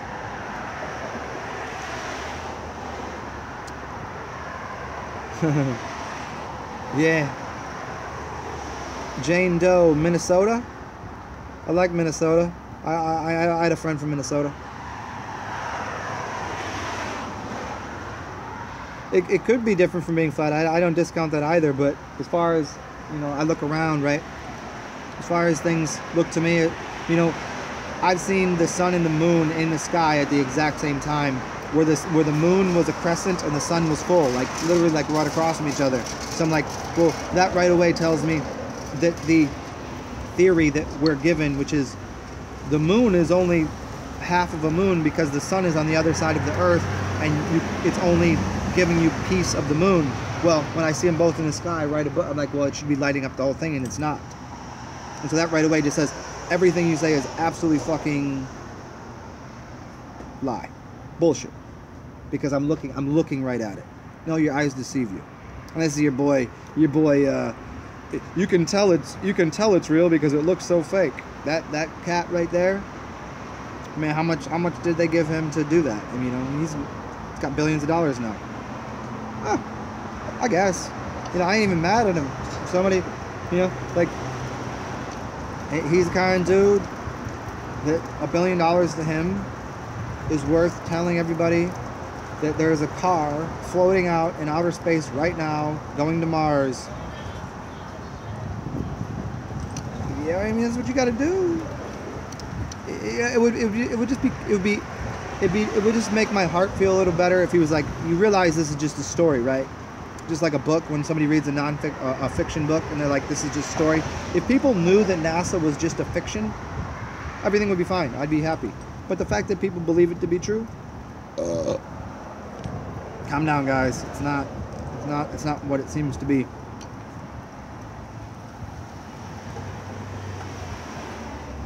Ricardo Nava, thank you for the welcoming to New Jersey. I appreciate that. And I will take you as you are New Jersey's representative to me. So I appreciate that. Yeah, Onrex Alex, yeah, the sauna, just be careful with it. That's all I would say. Aha. Junior Smooth, that sounds awesome. You were in Colorado? Yeah, at the hot springs.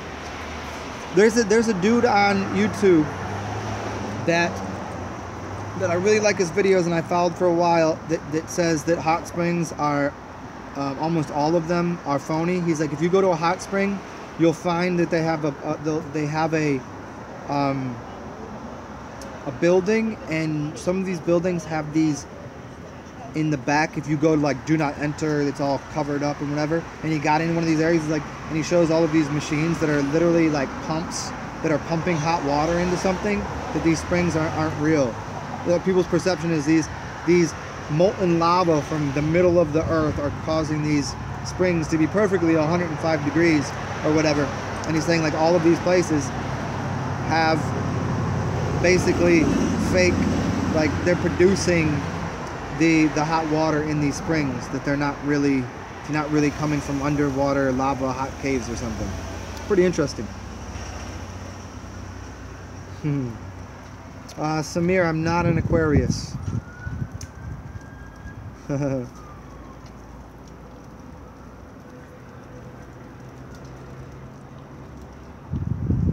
Zet, your mom wants to move to a new state. Where she want to move to, man? Where is she thinking about? And where you at now? Is that Chrono?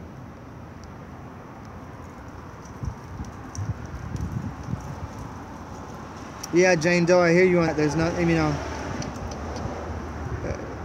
Could this thing be billions and billions of miles? You know, like maybe. But even if it is, then I still go, well, why y'all bullshit? Why didn't you just tell us it was that big?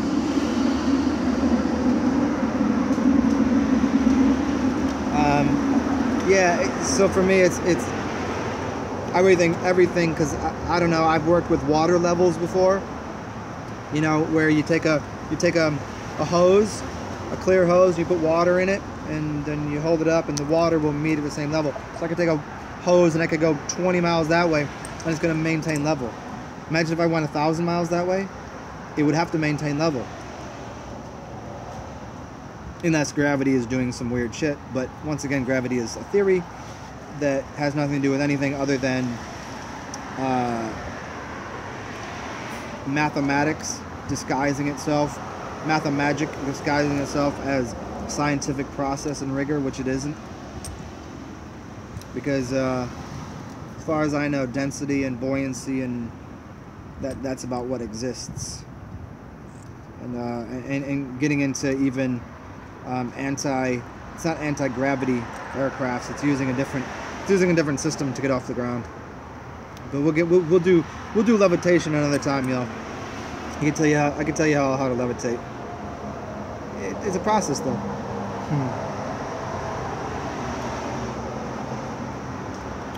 Bat, my first videos were mind-blowing for you. Cool, man. I really appreciate that. I don't know which one specifically on language that you're talking about. And it's always so funny, like people ask me, how do I know this shit? I really have no idea. Like I've just read a lot, I watched a lot of documentaries, I'm curious, I look at things, I observe people, I interact with all sorts of different people. I sense things when they're truthful, I sense things when they're not. I don't know. And language has always been interesting to me. Not always. Language became very interesting to me because numbers used to be interesting to me up until I got out of high school. I was very numerically inclined. I was kinesiologically inclined, sports, soccer, basketball, and numbers. And then words became very interesting to me.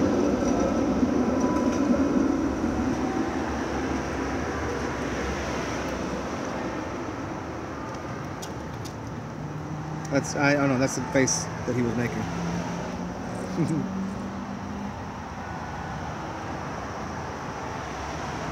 So you live on a coast and you see the top of a ship first? Of course you would. Why wouldn't you?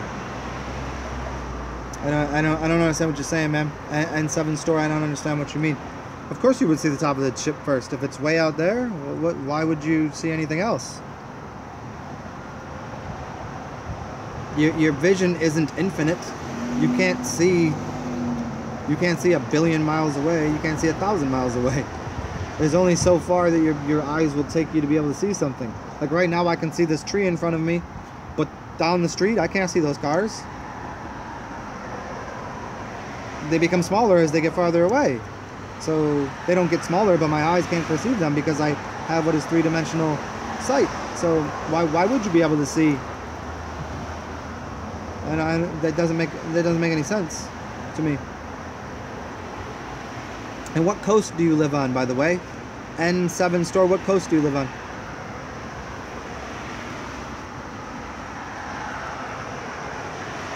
Oh man, Daniel Drury, that's awesome, man. So you're very into the names of the streets and the names of the towns, the names of the cities. Furthermore, when you get into the word what city means and the power, and then you get into townships and you get into mayors and you get into all of these different kind of things and the names and words and labels. It's interesting. It's very interesting. What up, Gary Baxter? Always good to see you, man. We are in a Saturn matrix. Okay, N7 Store. How is it that you know that? how do you know we're in Saturn's matrix? Do you know Saturn? Did you meet Saturn, or do you live on Saturn? Or how is it that you know that? Because people make incredulous and incredible claims of things, and for me, I just function on using words and language and pictures and images to try to reveal something so people can be, you know, happier and healthier and more curious about the nature of things. I don't make incredulous claims like we're inside of Saturn's cube and I know the Earth to be round and whatever. Like, how do you know that? How does that make sense? Because I would love to know, but I'm just not following your logic that we are inside of Saturn's matrix and people project that as a flat Earth. What do you mean? Right now, let me project something else. I don't believe that. I'm not projecting a flat Earth. I'm projecting an Earth made of tater tots, and I'm living inside of the crevice of, you know what I mean? Like, I'm not understanding what you're saying, man. Do you make videos? Because I would suggest, and this is real deal, make me a video of you telling me all about how it is that you know we live, because I'm interested. I'm infinitely interested in knowing what the fuck is going on here.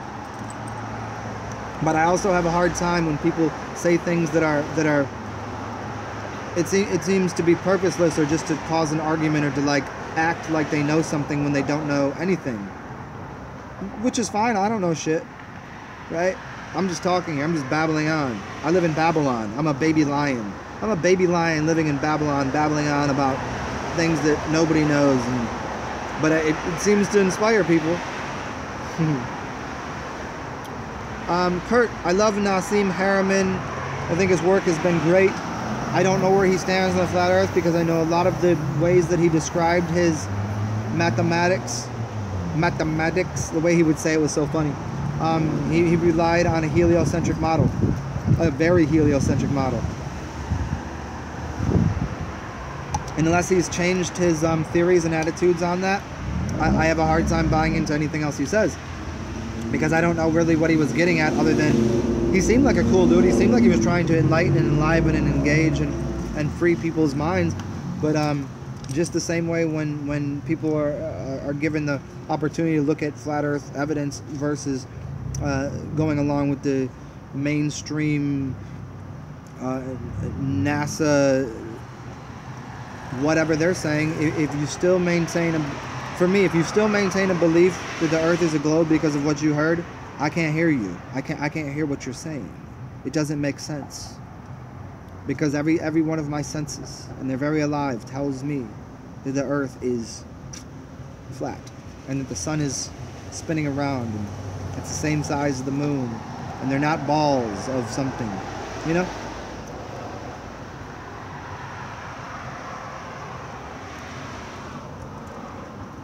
What up, Unstance?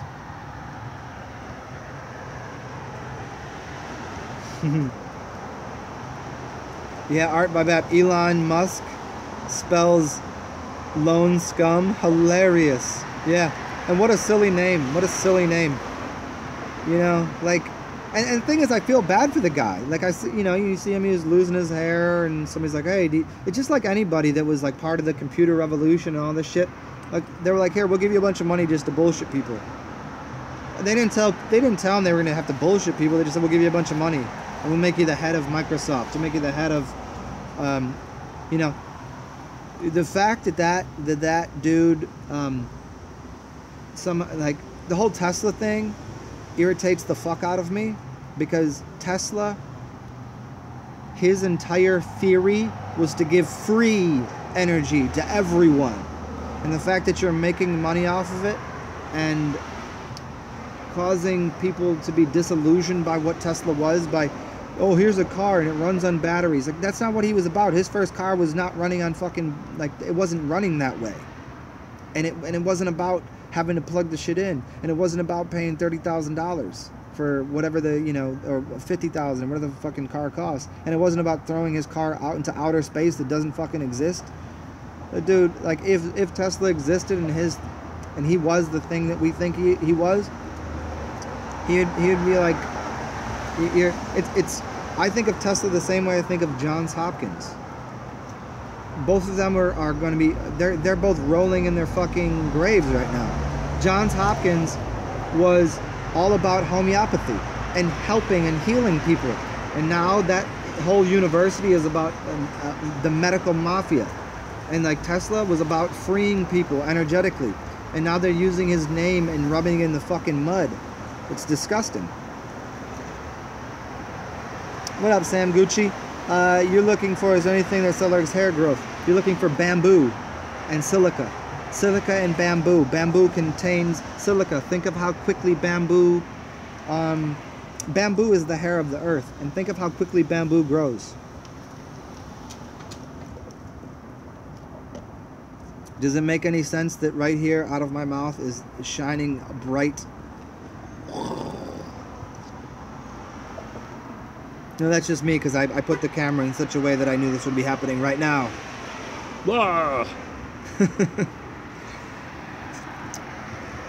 Libra, Jane Doe, you're wrong. Sam Gucci. So who is looking for my sign? You ain't figured it out yet? Everybody here knows.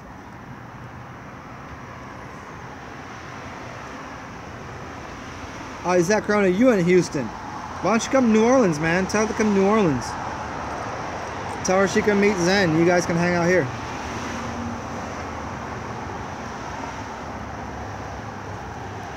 Instance, whenever somebody says whatever floats your boat, you like to say buoyancy.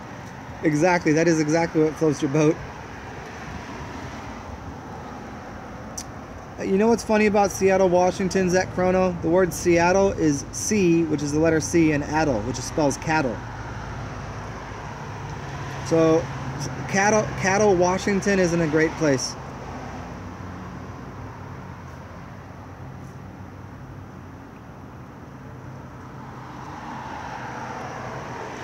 So you live in Dublin. Well, N7 store. How many hours have you put into really opening up your mind and researching the idea that the Earth is flat? Have you, or are you just like, no? One time I saw the top of a ship. Yet, anybody that has researched flat Earth for a few days, a few weeks, a few months, undoubtedly comes to the conclusion that yes, certainly this is such.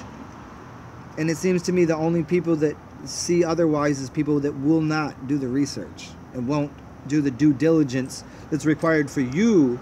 I don't, like, you think flat earthers need you to think the earth is flat? We don't give a fuck. We want you to see for yourself. Just the same way like, remember your first blowjob? I don't know if you were giving it or receiving it, but great day. Or the first time you had sex, great day. You could have your father tell you all about it. You could have somebody you know tell you all about it. It's real great. You'd be like, oh yeah, you could lie all day. Like, oh, I had a blowjob. Like, you don't know. You have no idea. But once you see it and you go, oh, holy shit. Once you experience it, it's a whole different thing. And so that's what we do. I mean, because I could give two fucks whether you think the world is circular, round, globe, or flat. But it just so happens is one of the things, and it just so happens that everybody that's looked into things realizes that the world around you and the people that have been leading you astray. Your governments, your institutions of higher learning, everyone has been, no fault of their own, but they've been following a leader that's been telling them falsities, and they just keep saying them because they're getting a paycheck to say them.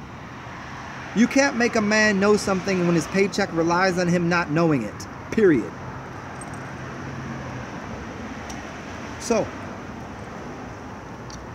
if everything was free, if people didn't have a paycheck at the end of the line, no one would think the earth is a ball. Because why else would people be giving tax money to NASA? Because NASA's done nothing for the people. All they've done is given people computer simulated graphics of bullshit and told people fucking false stories about shit that doesn't exist. Why? Because money gives them power and control. It gets their dick wet because they get a paycheck to go buy them some hookers. That's what it gets them.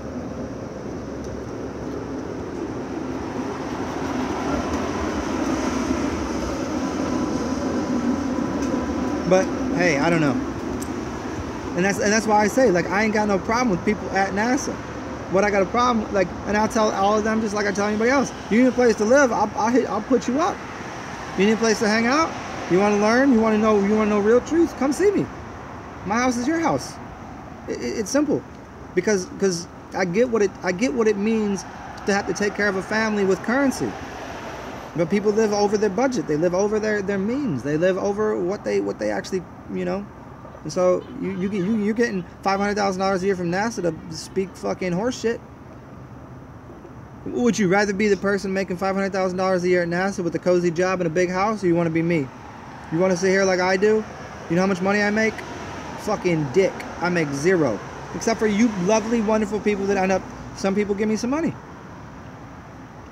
And I have a couple friends that help me out. That's how I live.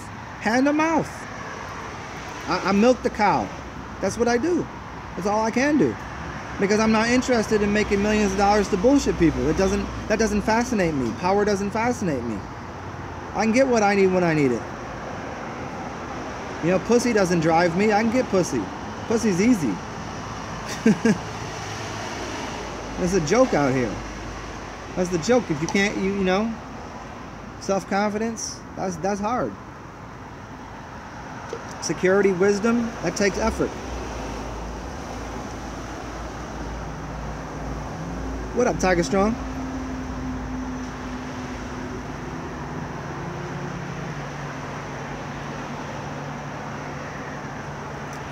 Yeah, N7 store though, yeah. I hear what you're saying. That you said you're studying experience, but I'm not making grand statements, we're just communicating through text. Yeah, so go ahead and make some videos about your grand experience. And if it's free for you to do, and it's not causing you to receive some currency generation or people to applaud you or to massage your nuts because they think you're so cool for saying that the world is a globe. You know, people that say the world is flat ain't doing it to be contrary. I wish the world was a globe. I wish I didn't have to say what I believed. I wish the world was a globe like everyone says. I wish 9/11 wasn't what it was. I wish the government wasn't full of shit. I wish the NASA wasn't just bullshitting everybody. I wish all of these things. But, you know, shit in one hand, wish in another. That's what they say. What's going to come true first? Obviously, that shit in your hand. And you know what? And people that still believe in the bullshit that they've been sold and wiping shit all over their fucking faces. And we can see it. The king is naked. We all done seen it. The king is derobed and dethroned. Kings don't exist no more. We all common out here. What's up, Denny Delane? I talked to your boyfriend earlier, or your man friend, or your god friend. I don't know how we say it anymore.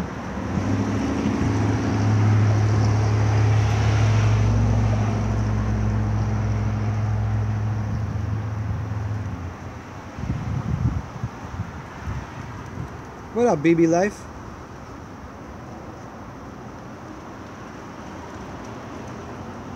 Art by Pap.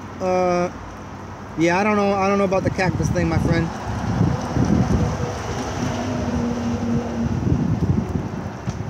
Torrance Garden, the morphing of objects. I can't do that right now for you.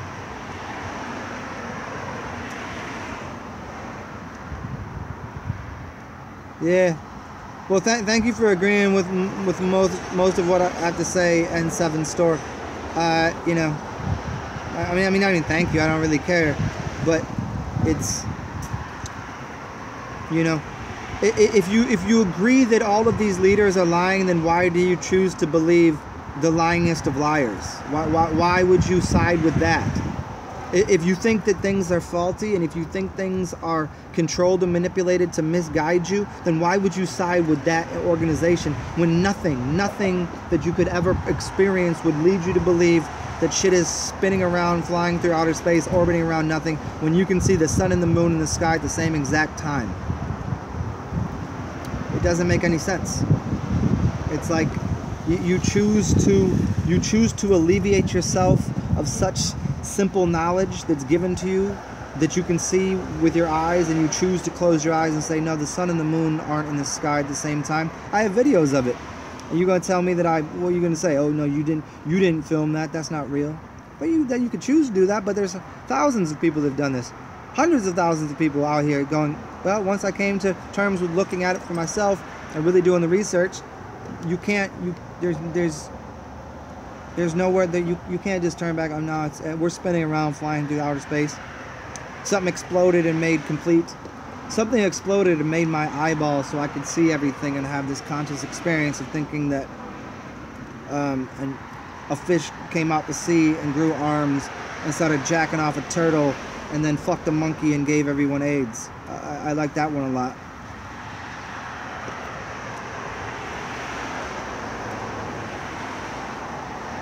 Yeah, Bat, you can, of course. Bap, I mean, obviously, man, you know, whatever I do here is free public domain knowledge, man. I don't privatize anything. This shit is freebies. You can have it. And if you hit me up with anything that you get from it, cool, man. I appreciate it. And if you want me to do like a let me get into my best radio voice tonight on Zen Speaks About Flat Earth, or I don't know. I don't really. If I do it off the cuff, I can do it. But if you make me do a radio voice, I can't. I used to have a friend, I would always do radio voice, and she'd be like, do it again, do it again. I'm like, if you tell me to do it, I can't do it.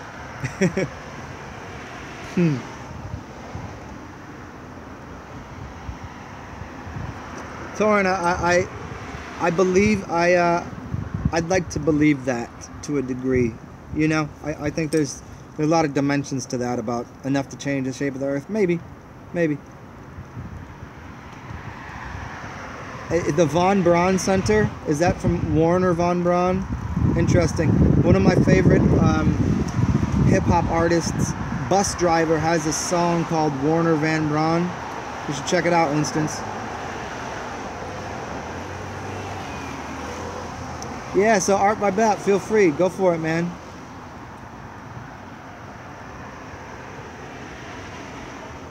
Where, Onrix Alex, where is the right place in the world to take mushrooms, and what preparations do you think are required? I think it's always best to, you know, environment is everything, and the people you're around help to influence that. Nature is always better for mushrooms, you know, that's for definitely certain. Maybe where you find them. If you find them in a cow field, maybe you should hang out with the cows in the cow field. If you find them underneath a Christmas tree, a Christmas tree, underneath that beautiful giant coniferous tree, maybe there. I think there's a lot of preparation for someone that hasn't done them before, but for people that have and they understand what they're getting to, it's something completely different. State of readiness, what up? See, that's the thing is I could care less about dead institutions. I care about the people that are inside of the institutions that are keeping an organization that is full of hate, lies, and discouragement to the human species and filth. They're marauders. They're marauders of the light. They're marauders of everything that is holistic and healing. They're everything that is against healing. And the thing is, people got part of the organization because they really looked out there and they believed what they had already seen. And they wanted to be part of such a wonderful organization because it does look... Everything that glitters ain't gold. And they saw this organization that was taking people to other planets, to the moon, to have all of this crazy, like, oh, that would be so amazing. But in truth, that's not true. That's not what they're doing. So I don't hold any of the people accountable or responsible for that. I don't have any judgment on these people. If I'm the god of this earth, I hold no judgment against them. All I say is stop doing it. Go find yourself a new job. Go find yourself something else to do. Go find yourself work.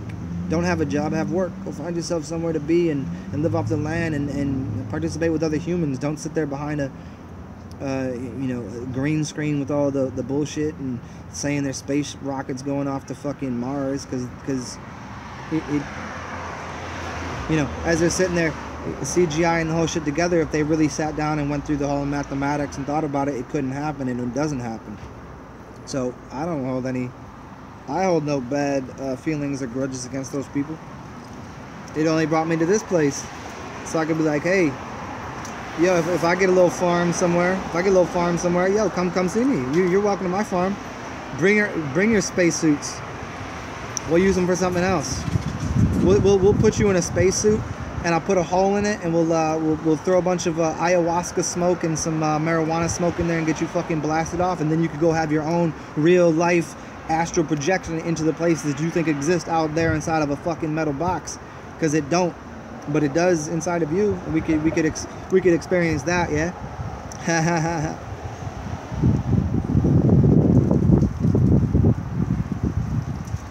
Torrens Garden, fasting too much cause you not to have proper nutrients? No, because nutrition comes from the sun.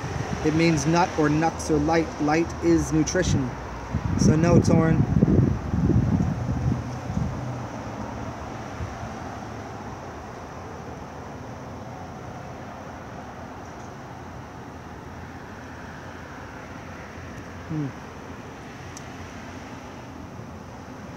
How you jack off a turtle? I never jacked off a turtle, but maybe we'll go.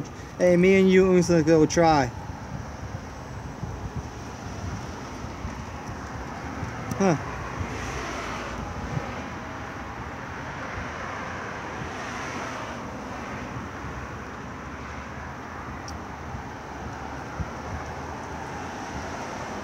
Huh. Alright, N7 store. Cool, man.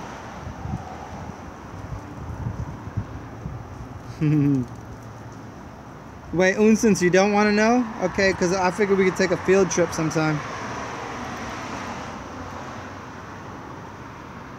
Well, thank you, Tomo. So, yeah, whatever I say, feel free to use it. You could just, like, that's the motherfucker who said that stupid shit.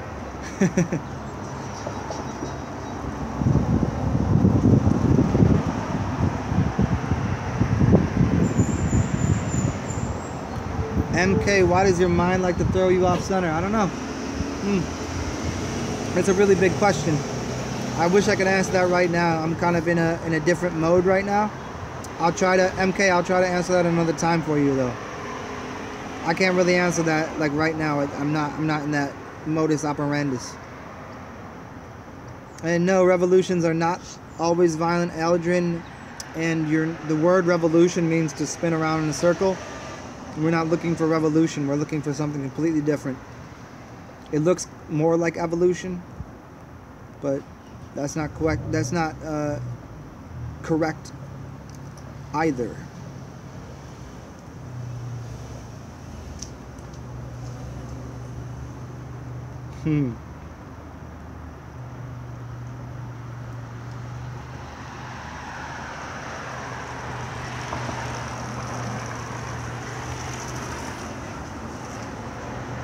Yeah, see, Torrens Garden, entertainment media, what I think that people need to recognize is that almost all media is just for entertainment or entrainment of the mind to something that is a falsity, a false narrative, and a facsimile of reality that has no truth in it whatsoever.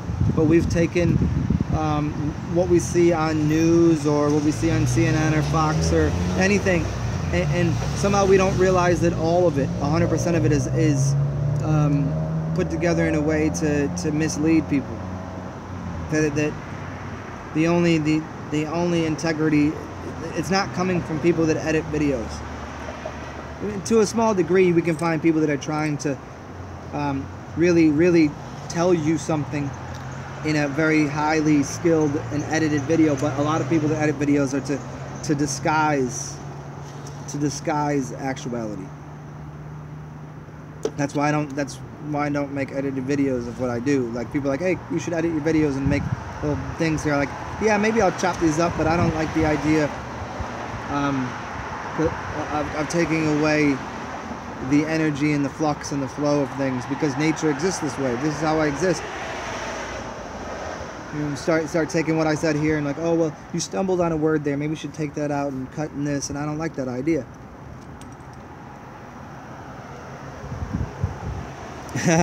Unstons, there we go. I'll hold the turtle down and you'll seduce him. Perfect. I don't think I'm gonna have to hold the turtle down. I'll just I'll gaze ever so longingly into the turtle's eyes.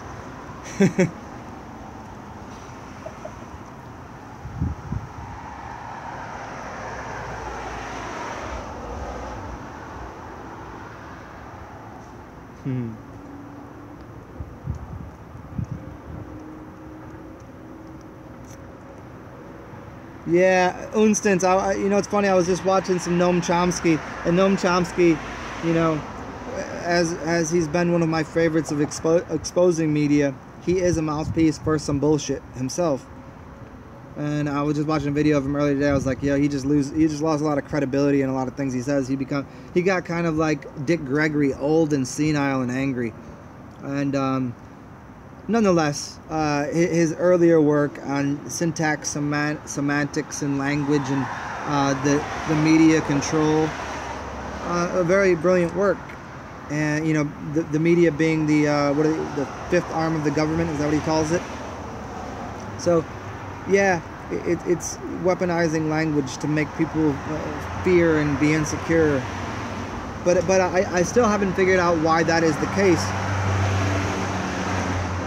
You know, why people must continually maintain some sort of like fear. Like why make people fear? Why not just fucking relax? Why can't everybody just hang out on the beach and smoke some chronic and jump in the water? You know, why?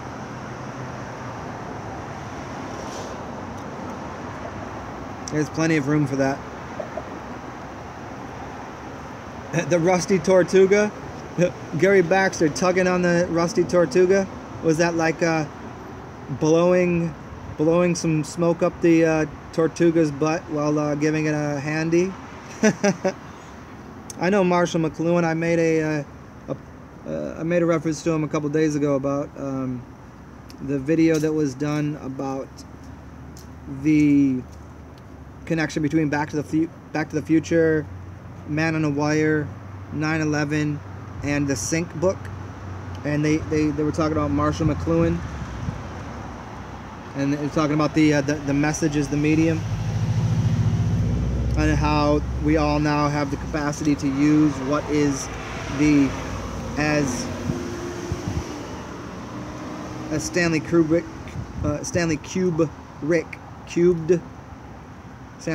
as he used rectilinear structures in all of his films, was trying to explain about the touching of the black box, or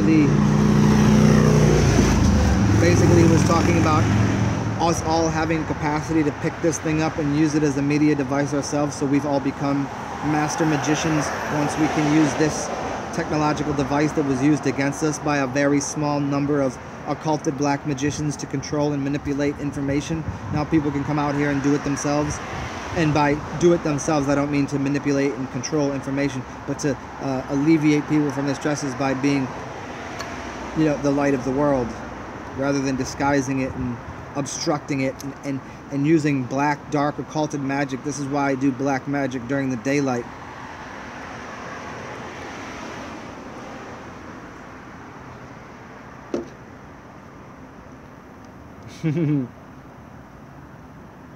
Yeah, the medium is the message, right? A little reach around with a big old smile, Gary. Yeah. Gary Baxter, yes I have. I know about that. You're like, whoa, this chair just keeps getting softer and softer. I'm gonna check the sun. I'm gonna check the sun out for a second. So give me 30 seconds, y'all. Give me 33 seconds. Oh no, did he say 33?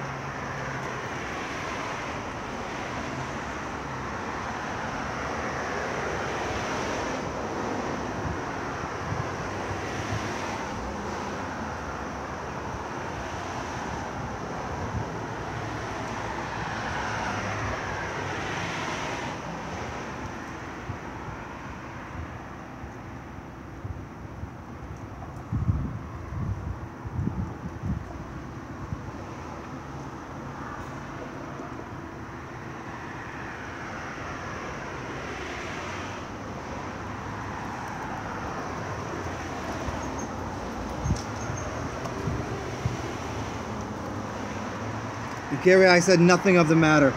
I said nothing of it.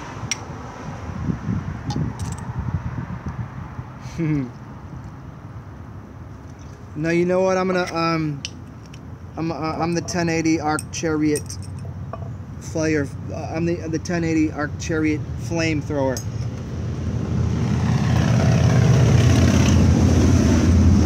Anybody know what that means? Anybody? If anybody's followed somebody that I know for a very long time, the person was the 1080 Arc Chariot. Very funny name.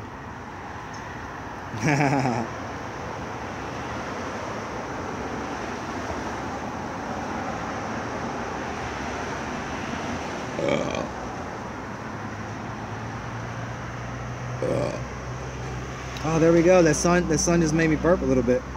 You know what? I think it was kind of you know, you put a little heat into a an alchemical mixture of sugars and things, and it and yeast, and you start heating, like kind of like baking bread, and it starts. That's what I burped. Looking at the sun, you can burp a little bit. What up, Sanguine?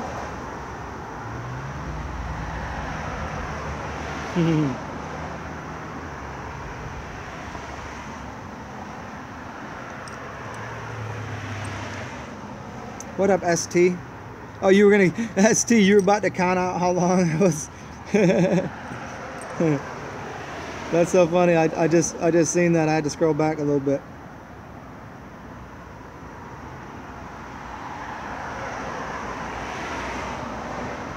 So for anybody that hasn't seen it, you should go check out that video. It's about the sync book. The guys that did the sync book also made a documentary about Back to the Future, 9/11, and a bunch of things that is really, really, really cool. Man on the Wire, and his connection to Marty McFly, which, interestingly enough, hey, if anybody's into gematria, look up the word Marty, then look up the word McFly, and there's also another word that fits right into there that is just super amazing. And obviously, Marty McFly, MM, is 33.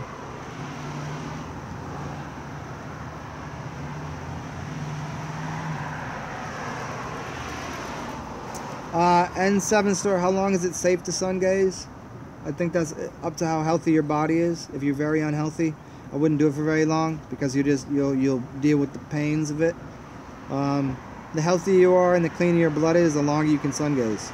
I would start, if you've never done it before, start with like 10 seconds, move up to 20, 30, 40. Like, it just depends on how you feel. And when your vision, you start to get a little spotty in the vision, that is a healing. That's healing that's happening. And so, like, for me, it just depends on what I've been eating. Like, right now, I can't even stare at the sun. Like, like, that'll be a little troubling for me for a little bit. But like, if I just do a fast, I could probably stare at the sun for 30 minutes. Because the quality of my blood and how quickly I can adjust changes very fast. Most people probably can't. You would probably want to start with a very short period of time. But if you sun gaze before, then you kind of just feel it out, man. When it starts, you know, the best way to do it is look through a tree, or to close your eyes first and let the sun come through your eyelids, and then see how that feels.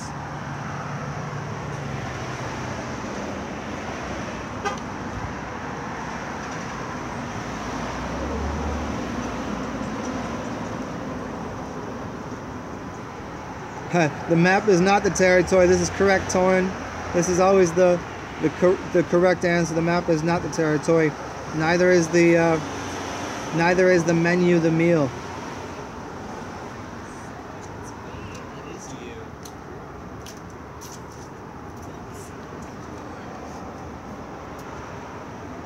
Do I battle Archons, Torn? I mean, I assume we all do to a degree, but we try not to anymore. I'd rather just like have them on my side, you know what I mean?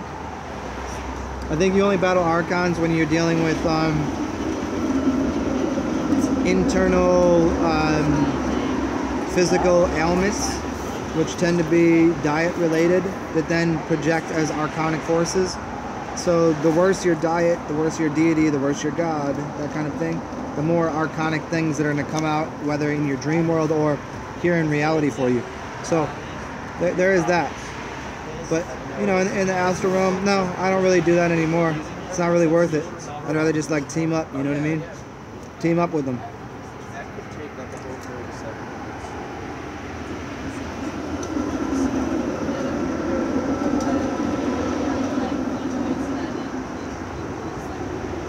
Do I have any ideas of what our energy is being harnessed for?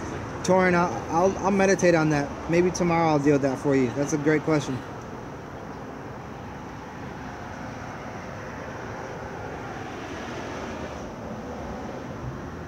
Yeah, I guess I'd have to put them in terms.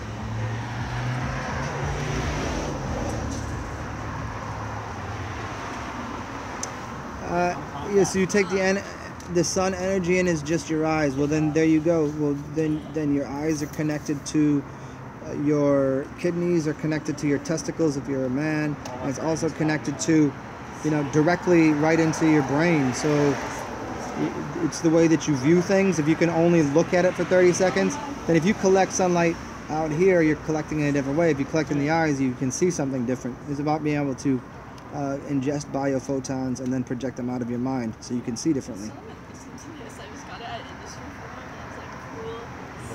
Torin, I cannot explain where the Archons came from, but I assume that the idea is that each one of us is the Godhead, that we have 12 major archonic forces in our body, which are leveled out. I mean, most people maybe would say 7, maybe 9, or maybe 12. But you have those archonic forces, which then become either you'd call like organs or glands in your system. You have organs and glands. Now those things become archons or archetypes in your reality or out in front of you. The 12 around the one, this kind of thing. That you are the one thing that contains and houses those archonic forces.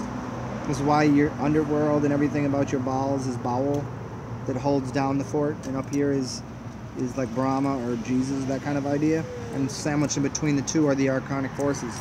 And so I think it's just about cleaning those things up and then using them on your side. And your side is no side if you connect them all together. Because Baal works for Jesus and all of the archons work in between. And it's just a matter how, you know, having no division amongst the two, meaning the higher realm and the lower realm, and you could create whatever you want.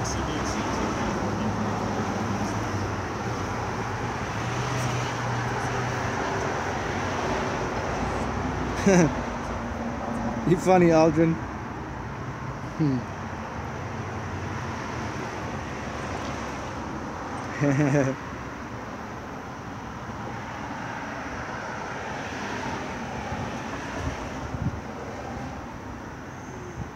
Wow, Bap, I really appreciate that, man. That's really, thank you. That's you know, it's really weird. Like I would always say that, and I know that, and I think that, and I believe that I do that for people. But then when people say it in return, I don't really know how to respond. But you're welcome. Sure, perfect. Thank you for saying that, man. Zach Chrono, what attributes does someone born early in the morning have? I mean, try to, as I'd like to do, like, so you can figure it out for yourself. What does the morning give someone? You know, morning dew. It gives the rising of energies. It's. I was talking about this yesterday. The sun coming to you when you sun gaze in the daytime versus the nighttime. The sun is either going away from you or coming to you. It's about a building up of energy. So I think you have more of a capacity to build charge in you, not necessarily express it or to use it. So I think that's just something people need to work on that were born in the morning. I don't know what my birth time was, so I don't know. So I don't know what my moon sign is, and I don't know what time I was born, and I don't think that's anything that I'll ever find out. So that's kind of fun. And being adopted, I don't know what nationalities I am. So I think that's adds more fun and curiosity to me, and allows me to have more of this open mind to whatever things are.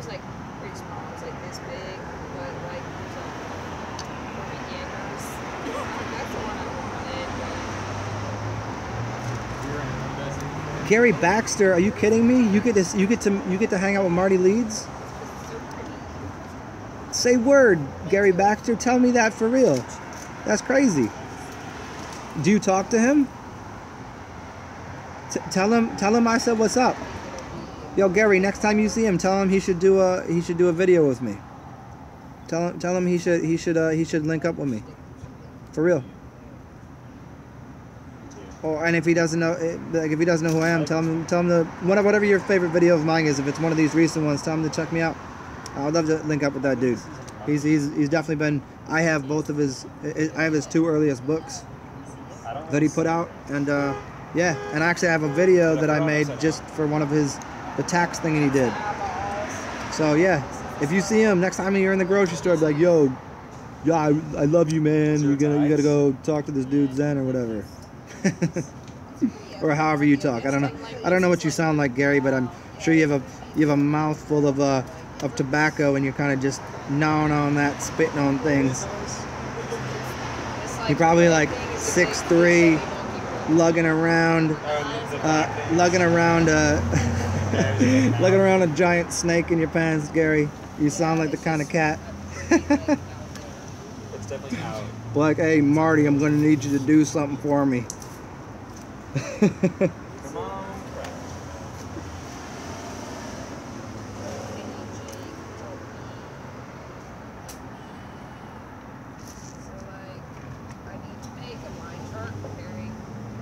Yeah, and BAP, you know, these other cats, they're a lot more organized with the way they present their work. I never been that way. I never been organized because once I've realized I used to be very organized. Once I become organized, I become neurotic about it to the point that I had a girlfriend that used to take her notes that she would take in class and white out things that weren't perfectly written, and she had perfect handwriting. And I used to be like that a long time ago too, like where whatever I would do, like I was searching for this, you know, the son of perfection that just is Yeah, look at it. you can't do it. So, It can't be done. There is no perfection, but there's a betterment. There's a, you know, and so that's why like maybe like, oh, write a book or do this, or like I wish I could. I've tried to write a book maybe 7 times now. I have hundreds and hundreds and hundreds of pages of written material, but every time I get into it, I'll start a new book because I just find more information. I'm like, this will never be complete. If anybody else wanted to go through all of my writings and my work and write something, and feel free. You can all just make me a donation after you just you ain't gonna name me. Just call it your own work. I don't give a shit. I just like that people have the information. This is a Radler, man. You want it? It's kind of warm. no, I'm good. I love sour beers though. Yeah, it looks like a lemon. It's a okay. It's a Radler, man. Oh, okay. It's super sweet and it's Yeah, I've had it before. I don't think I like that one that much. Yeah, they got really good sours right now down at the brewery on. Do you know where the bakery bar is? I'm not from. Oh, you're not from here? Okay. Yeah. Well, there's some beautiful sour beers they do in house. In house? Yeah, it's That's not. awesome. It's not too far from here. Yeah. There's not that many sour beers uptown. There's one store on Broadway at Claiborne that they typically have like 2 or 3 sours in at a time, which is always good. They rotate them. Sour beers are where it's at. Yeah, it's really where it's at. Yeah. What'd you say it was called? It's bakery? The bakery bar. It's right down the street from there. I forget the name of the brewery. Is that it's in Mid-City? No, it's go to the end of the line, take a right. So if you take the streetcar all the way to the end, take a right like on Chop. Okay. And then it's like right around. There's a whiskey bar over there. Are you familiar with anything in down on Chop? Yeah. Not too much. There's a couple bars over there. There's a couple breweries over there, and I haven't gotten down there that much. well, when you get down there, look for the 3 breweries down there. I'm gonna write down Bakery Bar though. It's right around the corner from Bakery Bar. Is that a good spot? Bakery Bar is cool. It's a fun little spot. Yeah, they got a good happy hour. It's like $3 for martinis. Yeah. $3 martinis? Yeah, from like 3 to 6. That's a move. Yeah. What am I doing here? Well, what are you doing here? Bakery bar, $3 martinis. I'm writing that down. Bakery bar, $3 martinis. And then as you're stumbling away from there north, 2 blocks is the little spot that I just can't remember the name off the top of my head. Sour beers galore. Yeah, man, you'll enjoy that. This is a great note to my future self. Yes. Stumble north. Stumble north. Yes. Go north, my friend. In-house sour beers. Yes. Cheers, man. Cheers. Hey, you guys are still here? Cool. Glad you maintain what's been going on here. You guys. I feel like a teacher in the classroom when you walk out to talk to the other teacher and the kids start throwing all the spitballs and the shit all over the classroom, and I got to come back in and clean up now. You guys been acting like idiots when I was gone? What are you doing?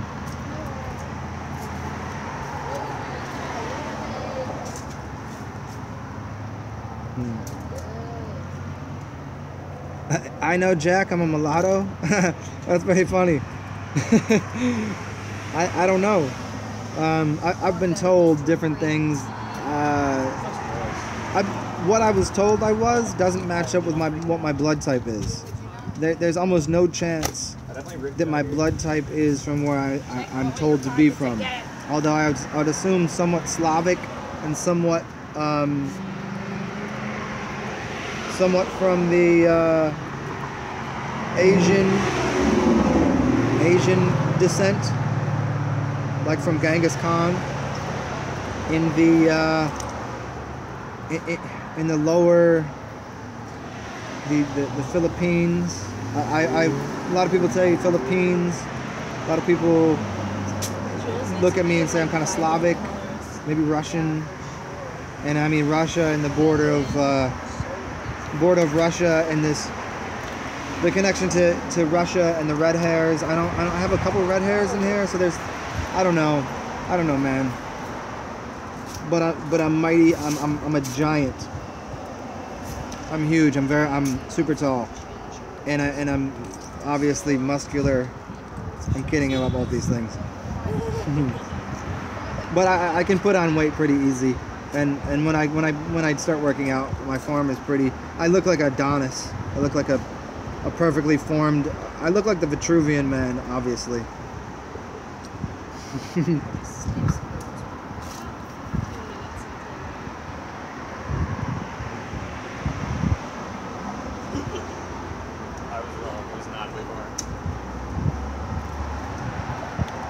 Well, Gary, I don't need you to be a sycophant or a psycho. I just want you to chirp in his ear.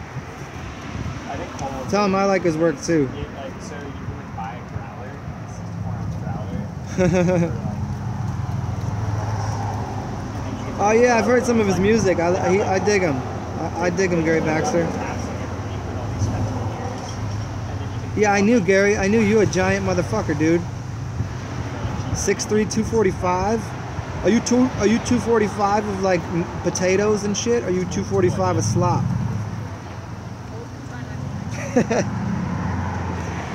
I mean,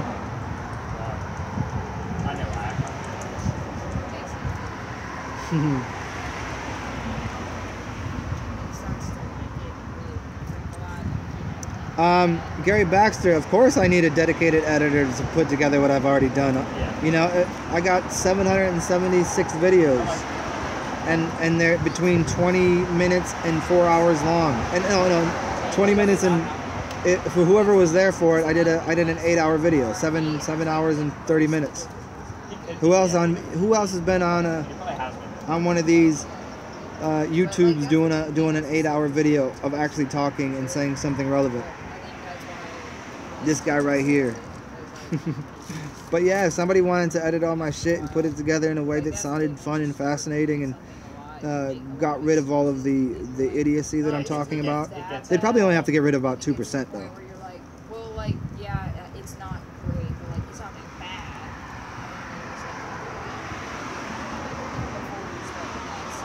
I'm already there with Crayon. Zeta reticulin. Yeah, I've looked that up. I think maybe that's one of my lights. When I went through all of the different star charts and things, I was very fond of that, as well as a few others. Like when you look into Arcturus Ra, I found an immediate connection to Arcturus Ra. If you don't know his work, he's super amazing. And considering my dog and I'm very closely connected to Sirius, the star system Sirius. My dog's name was Dog Star when I got her, and she's a black dog. And I didn't, like, somebody just dropped her off at my house and like, this is Dog Star. She got a big star on her chest. And this is right around the time that I was finding Arcturus Ra, and he was telling this story about weird things that happened in his life. And I was like, oh, I got this dog named Dog Star. Who's, yeah. It's not the substance, that's just. What up, Mayan Jina Badan? It's not like it's. Yeah, and so yeah, the Viking thing. I have some red hair. It's not a lot, but I do have a little bit of the. I'd assume the Viking blood in me.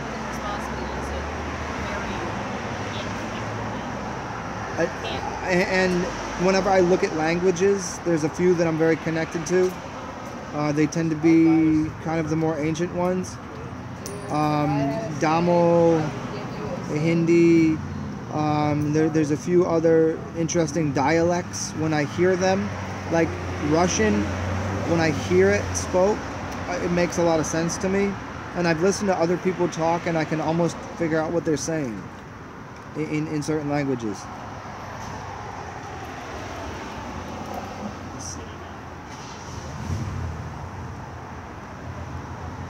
Oh, Gary, Gary, there's no reason to get upset about it. I didn't think you were a sloppy guy.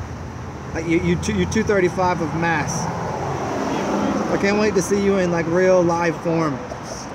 Before I do, I'm gonna have to put a few pounds on, so I don't, I'm gonna have to do a couple squat thrusts and push-ups, so I don't pale in comparison to the almighty Gary. Last time I was waiting.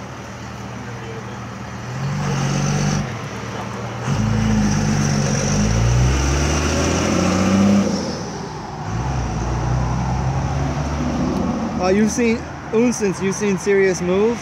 I've seen things in the sky move, and I just didn't know what I was looking at. I didn't know where it was, like what system. I've seen shooting stars before. I've seen things that I was standing there with a friend of mine going, that shit is moving right now, right? And she's like, yeah, it's moving. Like 2 different planetary bodies were moving. I lived at the time, Gary, funny enough, I lived in the Outer Banks, and it was when I lived at the Outer Banks, so that we got away from all light pollution. We're just sitting there, water, dark as night, no light pollution, staying up in the sky, watching these different planetary bodies just, bounce all over the sky, going, is that supposed to be happening right now?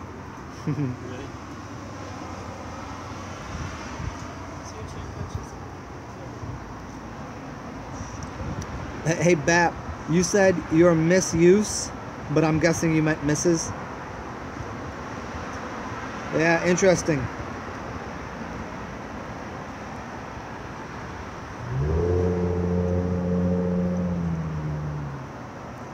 Zet Chrono, how am I so sure that so-called melanated people are original here?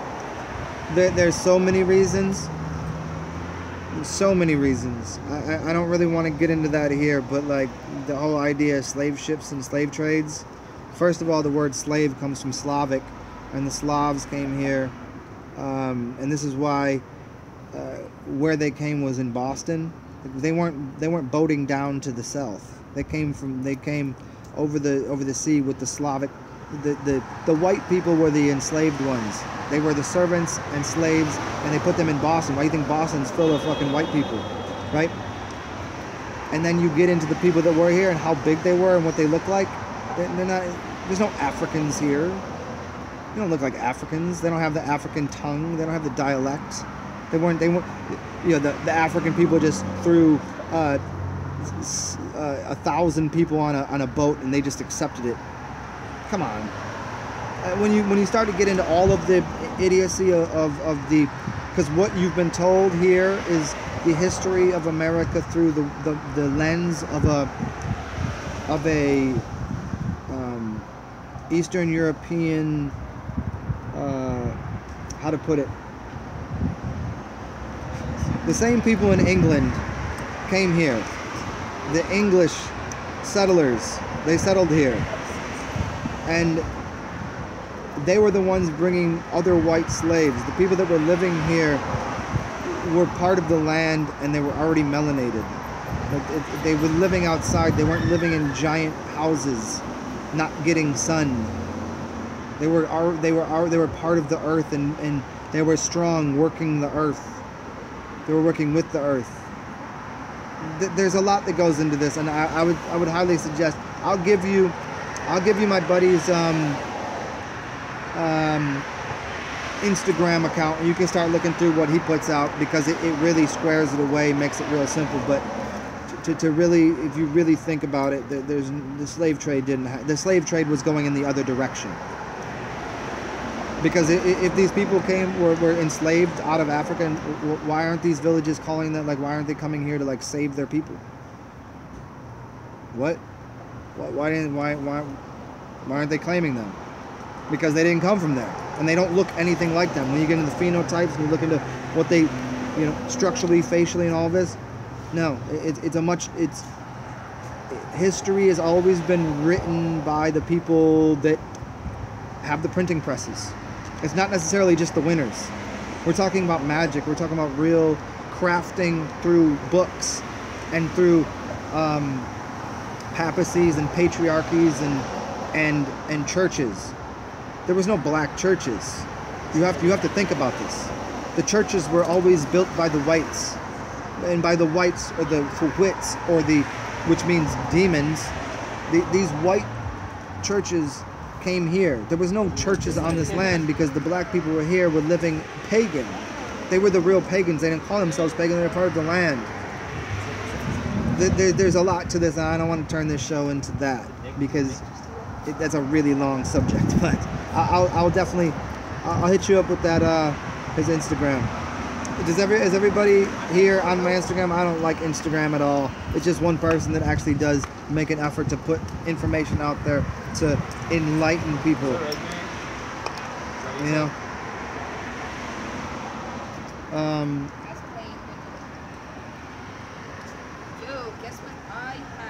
This is this really awesome stuff. It's called billet.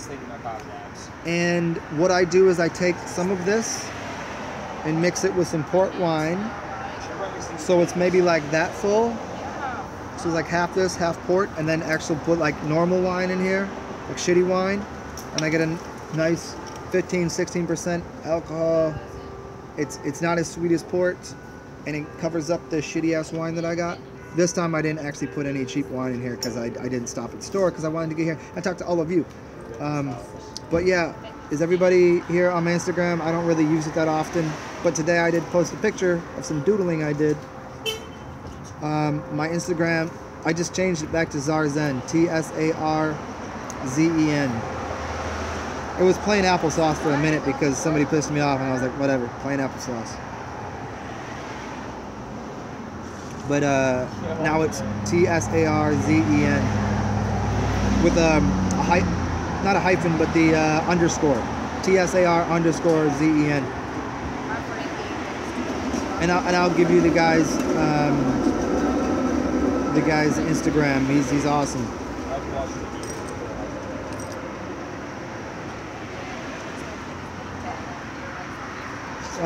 Maya and Jenna Abaddon, the different pigments, that's a really long one too. We're talking about what we're eating, because have you ever eaten a lot of beets and you start shitting red? Have you ever eaten a lot of turmeric and your skin will start to get orange? We're talking about diets, and what we're consuming from the land is going to also alter our skin color. So not only is what we're consuming expressing a skin tone in us, but the amount of sun we're getting. So combine those two, and this is why you're going to find the copper-colored Indian people and the people with nappy hair that were living here to begin with. And there was ways, like, we're talking about what they're eating off of the ground. Yeah, so that's a lot. I'll do that real soon for you. I don't want to do it right here. We're about 3 hours in, and I gotta piss soon, and I'll probably have to stare at the sun for a second and catch my breath here because 3 hours of talking is a little bit. And as always, guys, and for anybody here in the future, if you want to, you can give me a thumbs up, a thumbs down, or tell me to fuck off. That's my sales pitch. Or you can donate money to me through whatever this shit is. I don't even know how I got that. Or the other, what do I do? Cash App is a cool one. And you can get $5 for free just by joining. That sounds so ridiculous saying that. You could do that, or whatever the fuck I put in my in the comments beneath. But yeah, we'll dig into that another time. I'll do a whole show on that. There's a lot of these things whenever these gets into the 3 hour range that I want to make a full show on that so that I can label it that so people can find that because it's vital information. And I don't want to make it like a trailing off 10-minute bullshit that I'm saying here where no one's going to find it. Because I don't know how to label my videos correctly.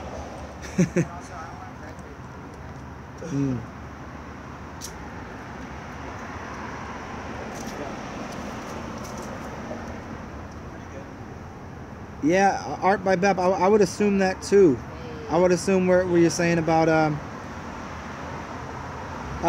Zach Corona 13th Son talks about that a little bit, but it's somebody that goes way deeper than him that has a lot more. Like I think he went to like real deal college for it. Like that was his study,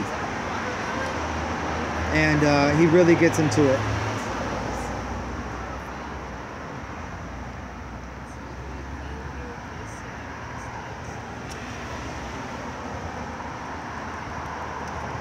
Beats, and so there we go. Yeah, the beats will help too because the beat's gonna, it's gonna redden the skin, so you're gonna get that copper color that they talk about. The copper, the original. Look into the old money. The old money back in the. There was black people on the money, and by black I mean brown, and by brown I mean aboriginal, and by aboriginal I mean original, and by original I mean melanated, and by melanated I mean the people that were here.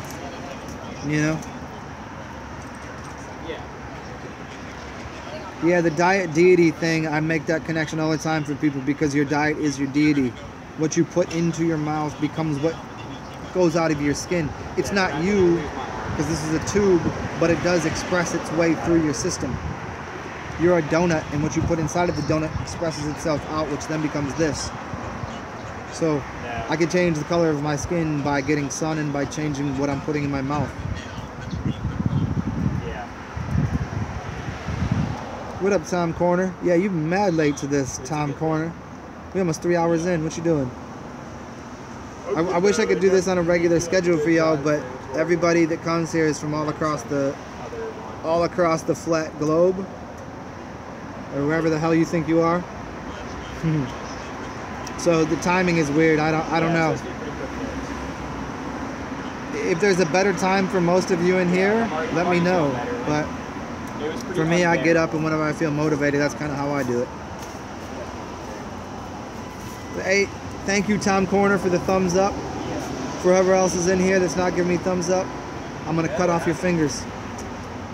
Didn't they used to tell you about what would happen is the reason that the middle finger is so, I don't know if anybody's heard this before, I don't know that it'd be true or not, but it's a very interesting one.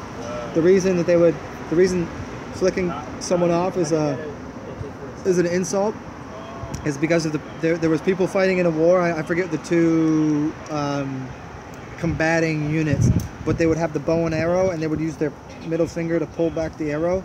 And what they would do is they find the people that were shooting the arrows, and they would cut off the fingers, so that the king would know, like, this is what we do to people that throw bow and throw arrows at us.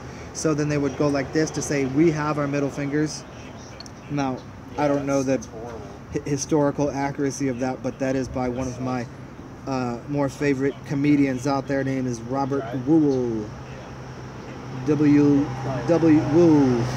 He used to be in a couple sports comedy shows on HBO. But yeah, check that out. He's pretty fun, and he does a bit on Flat Earth too, and on the Titanic, and on a few other very interesting historical inaccuracies. And BAP, of course, man. Why do you build in Jacksonville? All I have is time. It's right there. Oh, wait, no, it's right there. Wait, no, it's right there. See? But if I flip it around, it changes. I need somebody to re-ink this for me. So hopefully, that's really so hopefully my dude, Did they catch the guy?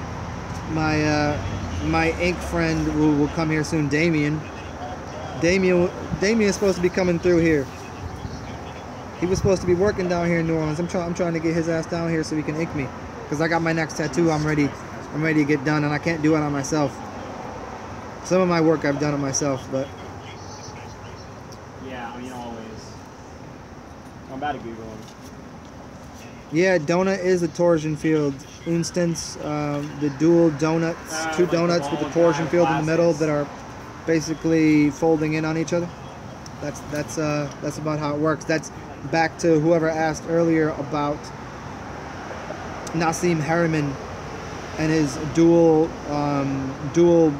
vortexes of the cone that came through basically the torsion fields. This is kind of, I'm maybe not using the right words, but he uses a very similar construct to what Dan Winter uses to explain something.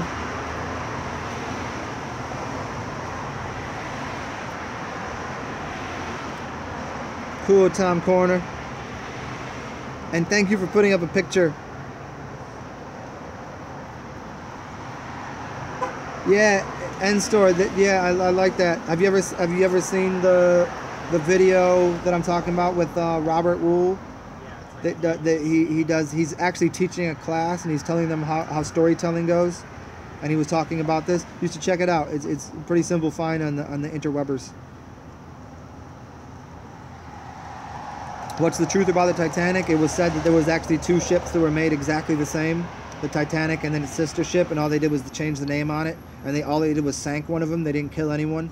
They just put one of them out to the ocean and sank it for the insurance money. No one died. They had two ships. They built at the same time. They crashed one. They only said there was one ship. They sank was the Titanic. They had insurance on it, took the insurance money, and they're good to go.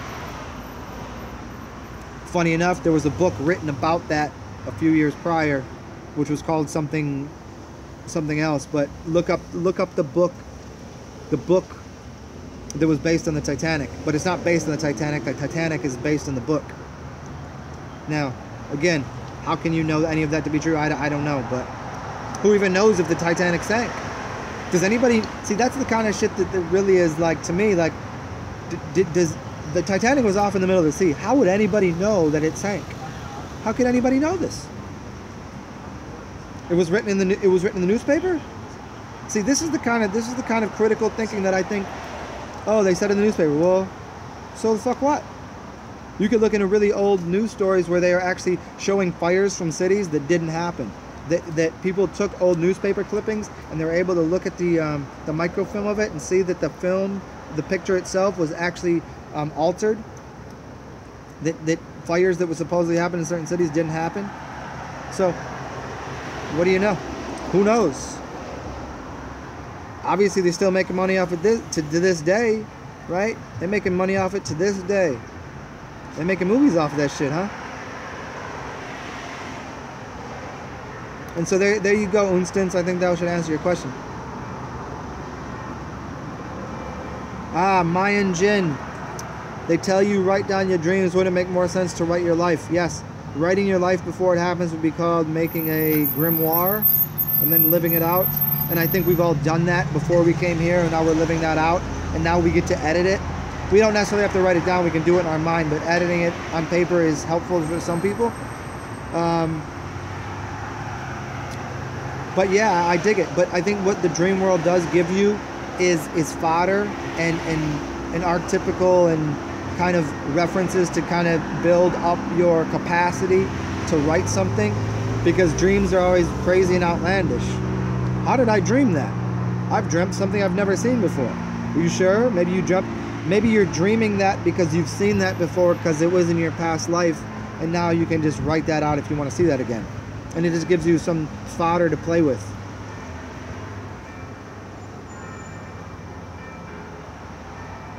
And so Mayan Jin Abadan, I really like what you're saying there. I dig that a lot.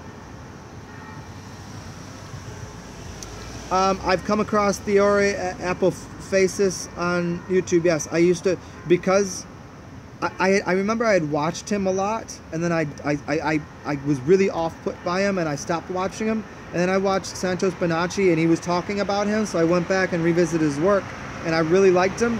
But then he started saying some things that I was not on board with at all. That I dig him, but my sense, my feeling, is I felt like he was a manipulator. That's all I can deal with. I think he'd be a fun person to discuss things with and have story time with. But he felt like he was telling people something that he would say things during his videos that he is so fucking sure of and so fucking certain that he just, ugh. And I'm like, dude, you're 350 pounds. Your brain can't be working right. You're sitting there eating taco, like steak, cheese covered nacho tacos, drinking Budweiser, slamming, you know what I mean? But there's a lot of his work that I really, really appreciate and I really like. But some of it, he was very off-putting and I didn't agree with it. And there's some things that Santos Bonacci I don't agree with either. I mean, I don't have to like everything everyone says, you know what I mean? Just like you don't have to like everything I say. But if you like for me, it's like this. I like 90% of what he says. I dig the dude as a human being. I dig him as a person. But some of it is a little off-putting, and I'm not buying into some of the shit he's saying. Because if he's so certain, then why hasn't he, all of his brilliant knowledge, this is what I say to everyone, then why hasn't he fucking changed the world? Why isn't he in better shape? Why isn't he floating? Why isn't he, if he knows so much? And because people present me with the same question, I'm like, well, because I just don't choose that route. This is what I look like, this is what I do. I don't know. If it works for you, it works for you. I don't need everybody to like what I'm saying. And so I hope that makes sense. That I dig him, but some of his shit is a little off-putting. You buy me a grab him? You buy me a shot?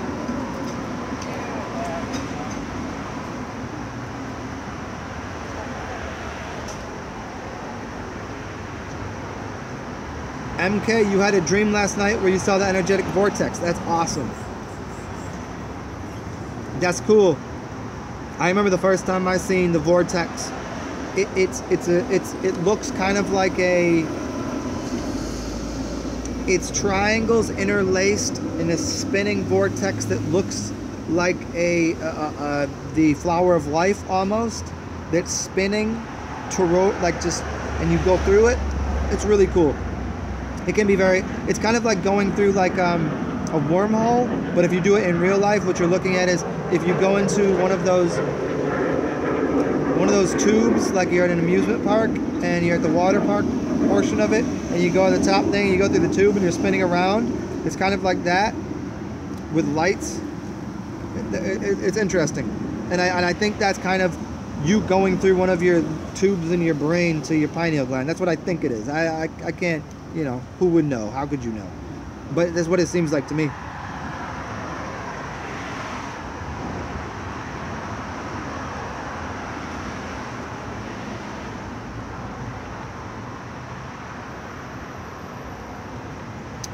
Logan Lanthrop, I like that. 108.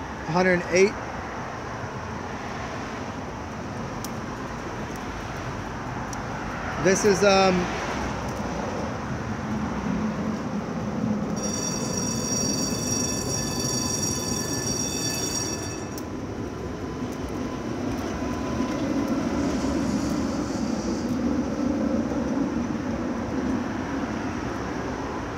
108.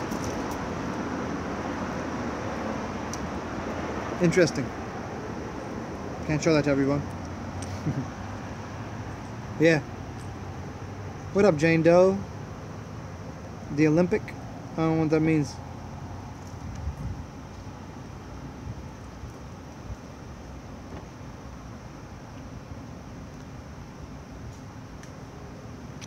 Yeah, I hear you, Mayan Jin. I dig you. Yeah, I hear what you're saying. People too much emphasis on the north, east, west, and south.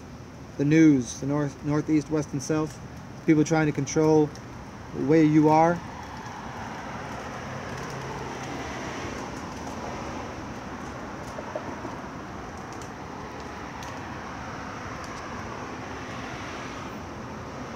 Yeah, I really dig your name too, man.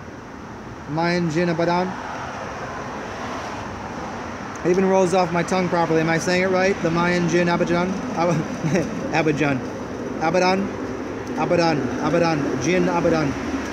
I've always had obviously a quite close correlation and connection to the calculations of the jinn.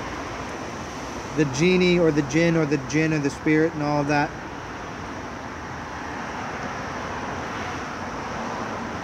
Yeah, Bap, and I will reframe that. Yeah, his magnetic stuff is awesome, and everything he does, it's really great. Yeah. Like I take information where I can get it. You know what I mean? I don't think just because someone's in shape they're telling the truth, and I don't think because someone's out of shape they're telling an untruth. But it tends to have a little bit of, as I speak, so it shall be, abracadabra. And if I speak of a higher form, I actually create a higher form. And so then I look at myself, am I a good looking form?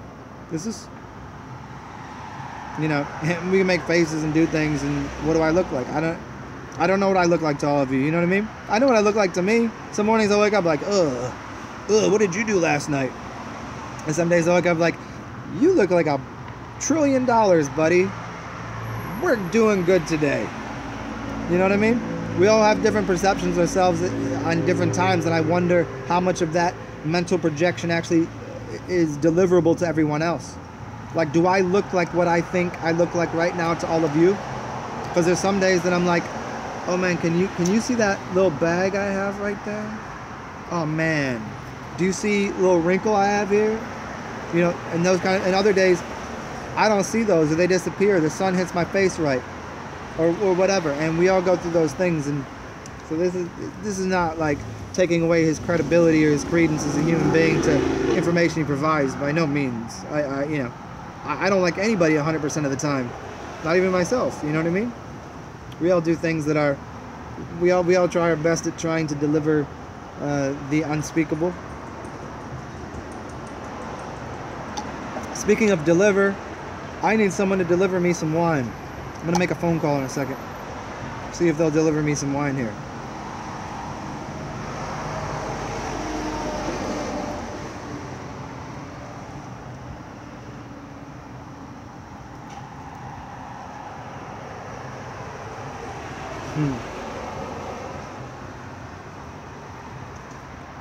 Well, a Mayan Jin, I appreciate that Jin is in the room with me. I appreciate that, man.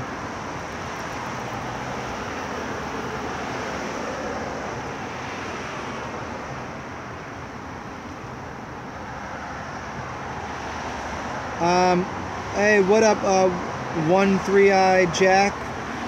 What do I think of the Infinite Plane Society and Penguinati? I don't know who Penguinati is. IPS, I'm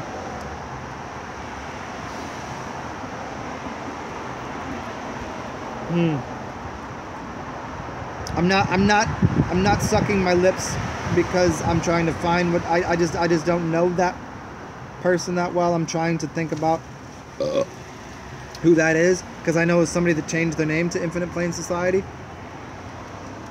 If you can give me a closer reference to who that is that one of the Blood Over Intent guys? Is that the dude that was is that Devin Maggi? Or I mean Hermes? Is that him, or is that somebody else?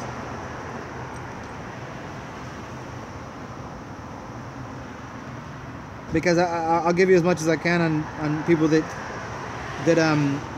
jump on the flat earth thing, and then they just go, they make a thing about it, and now they have a channel that's flat earth 24 hours a day, 7 days a week, doing all of that. I can appreciate if they're making a couple dollars off of it and they feel good about doing that, and they're getting the word out, and they're the chorus to help spread the word of the gospel of flat earth. I appreciate that. but some of them aren't it. I just don't know who that is. I just don't remember who that is. I know somebody changed the name to that, so. because I've had some people invite me on shows, and I got a real bad feeling about the people that, you know, they did some very culty things when I was trying to talk, and were delivering me that, like, you know, in cults what they do is they give you a showering of love, and they applaud you, and they ask you questions that are steered so everybody can and try to make you feel better about something. It was really creepy.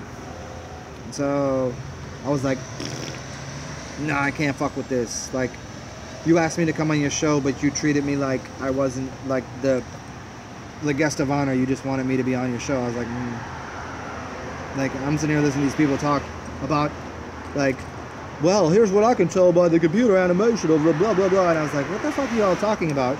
Can we talk about health? Can we talk about the real world? Can we talk about, okay, we got it. Everybody here believes the earth is flat. Can we just now figure out what to do on this flat earth? And then everybody's like, well, what do you do? And then they were like, too curious about what I did and not curious about what I was talking about. What do you do? Who are you? Fuck cares? Let's advance humanity here. Let's involve ourselves in eating fruits and vegetables and enlivening the species. And they're like, well, the earth is flat, and here's how we can define it. We can calculate the algorithm of. And I was like, no, sorry, this is not for me. But I just thought I'd give you guys a little story of something in my life that I'd like to share with all of you.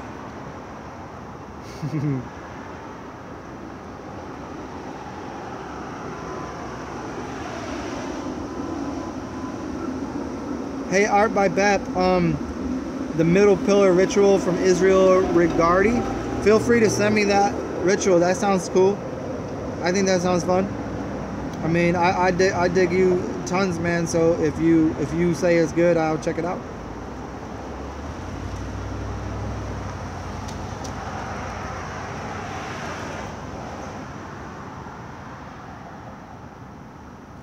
Abadan, Abadan, Mayan Jin Abadan. If I say that 3 times, will you show up right in front of me? Mayan Jin Abadan, Mayan Jin Abadan, Mayan Jin Abadan. I thought it'd be like, if you say it 3 times, it just, maybe. We'll do that soon. We could probably do that. We could probably do that soon. Or you could be like, Zen, Zen, Zen. And I'm like, oh, where am I? Oh, here I am.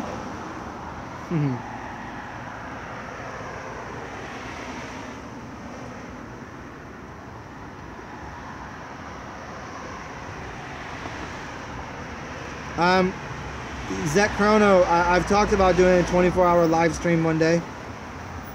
When I did that 8-hour one, I was like, maybe I should just, like, 24 hours of me talking and is easy.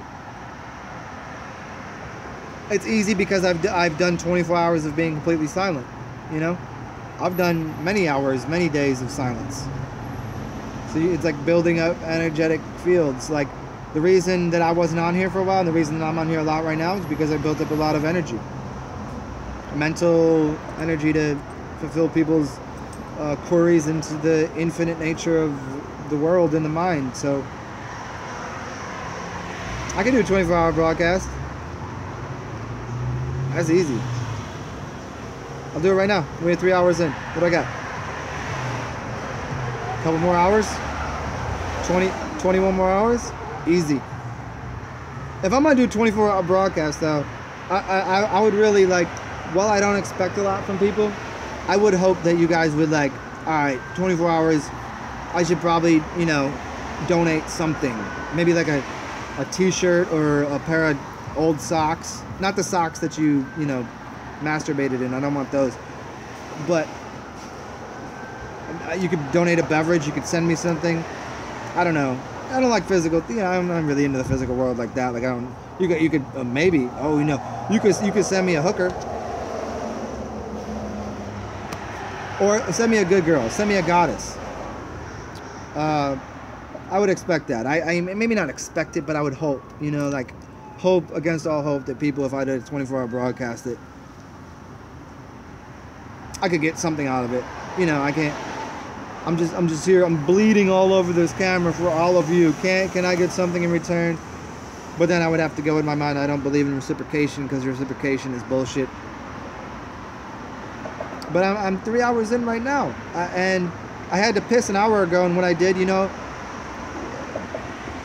I pushed my piss back into myself, and I don't have to piss because what I did is I turned it back into my blood. It's not very highly intelligent right now, considering I just drank a bunch of liquor, which is, the liquor isn't the poison, but the liquor is causing, and here's some high level shit, the liquor is causing my body to release poison, which is all of the fats and the because of the acids and all of the things in the liquor, is causing my body to disassemble all of the dog shit, and now it's in my blood. So now is a bad time to not piss, but I could do this. Like, not pissing isn't that hard. You just have to, and you push that little, it's kind of that muscle there, and then you're using different, you have to get more organized with the, where is it storing it? Okay, where is the blood gonna go? Like, if my bladder is holding something, think of your dog. Why do you think your dog can sit at home for 12 hours and not piss in your house? Because it's actually literally going in a place where it's pushing its bladder back out into its blood. Everybody's been through this. You got to piss real bad, and all of a sudden you don't have to piss anymore. Your bladder doesn't just keep infinitely expanding. Anyway, so what am I talking about? Oh yeah, 24 hours of this shit. Are we almost there yet?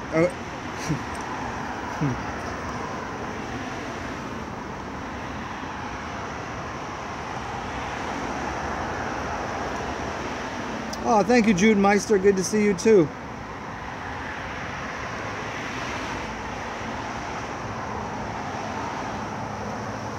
Apollyon. You like Prince? What was Prince's song in Minnesota about Apollonia? Yeah, I just checked him out today. I haven't watched everything he's done. Yeah, Grim Nasty, like, once in a while he'll put some shit out there, I'm just like, what the fuck are you talking about, dude?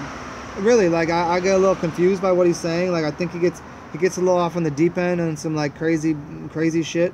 You can make your house cold for free, and I'm like, that doesn't work that way. You just drew something that doesn't mean anything. Like, you can't do that. It doesn't work that way, man. But, you know, obviously, I dig the dude fucking tons. I would love to hang out with the guy. He's a fantastic artist and an amazing guy. But some of the shit he puts out there, I'm just like, dude, you fucking calm down. But most of it's really awesome.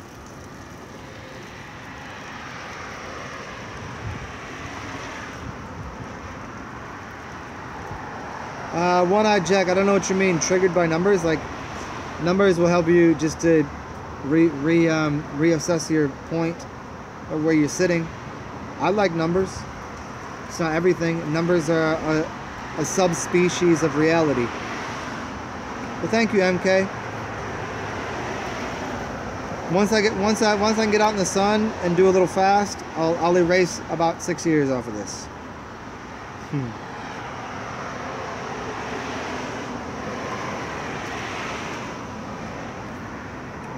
Do I use standard currency? Yeah, I mean, I'll show you my currency for the day.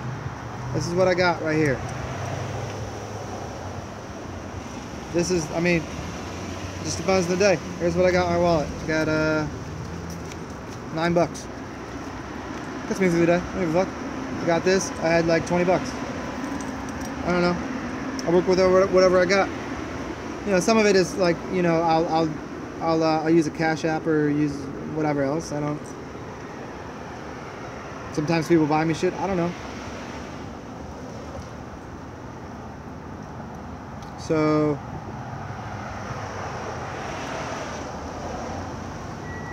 Flat Earth Report, Shambhala.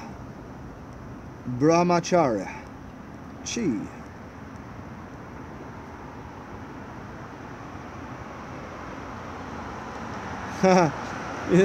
Mayan Jin. You feel like when I walk in a grocery store or market, people just give me shit because they appreciate your presence. This is pretty accurate. It's when you throw around energy without trying to, it's hard to be out sometimes. Even if you cover yourself up, and even if I don't wear this, and if I just wore the green and got rid of whatever, like I don't even wear this kind of shit too often. Like a white t-shirt and jeans, and just put my hair up in a bun, and put a hat on. Like it's still auric field oozing off of me. So yeah, to a degree, it's fun sometimes. Sometimes it's just a little like, I don't got time for this right now. I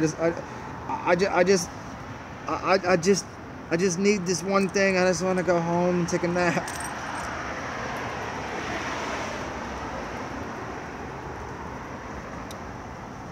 One-Eye Jack, who you talking about? Who's, oh, the Flat Earth Report keeps shutting his channel down? Yeah, I don't know who that is. Yeah. Well.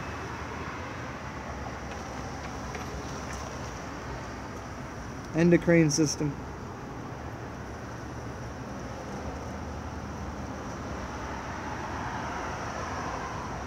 I hear you there.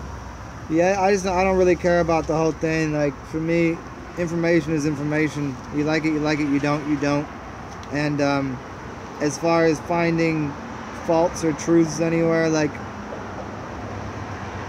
for me, from my perspective, on my journey, the only thing I really care about is, like, are you happy? How's it going? I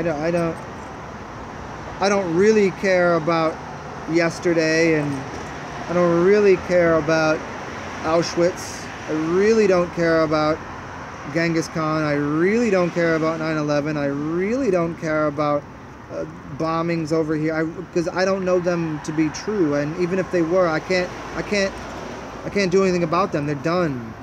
I care about now, and I care about you, and I care about, like, how can we get to a better place in the future. That's about what I deal with. And hopefully whatever I'm saying helps and enables people to better themselves and better their communities and better what's around them. That's all I have. I don't know what else to do in this crazy mixed up world. This is what I got. Here's my hand. Here's my cards. What the fuck? Do I have a better hand than you? I'm sorry. Did I have all aces here and a joker? I didn't deal the cards. You did. That's what I got. I'm sorry you got dealt a 2-3 offsuit. That's not my fault. You had the cards. It tends to happen.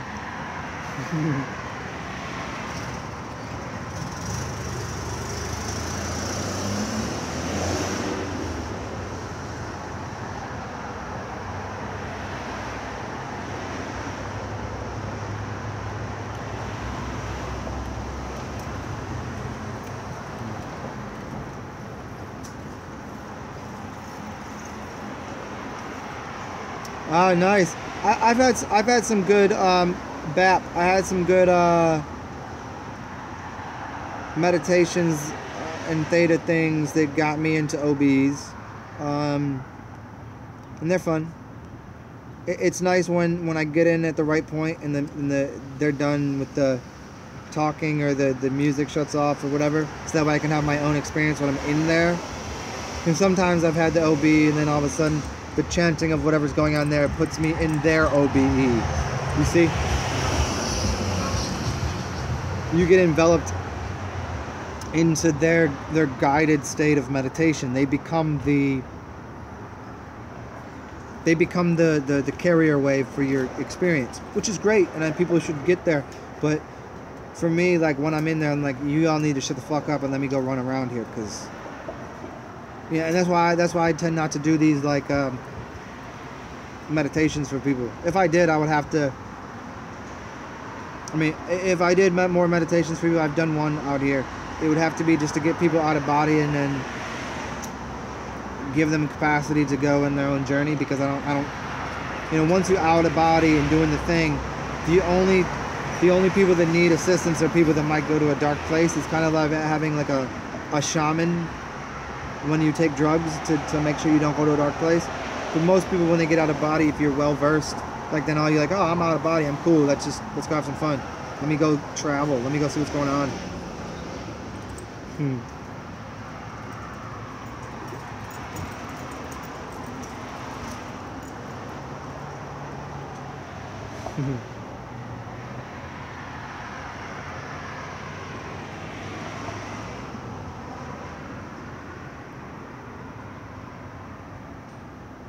Yeah, Mayan Jin, your girlfriend starts twitching.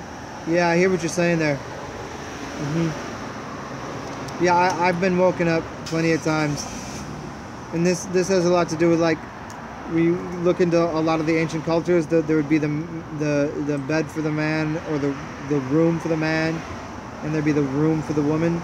But then there would be their consummating room, and it was so that then when they were sleeping, they could get out of body without you know, all of that. Like, here's the room where we come together, and here's where we sleep.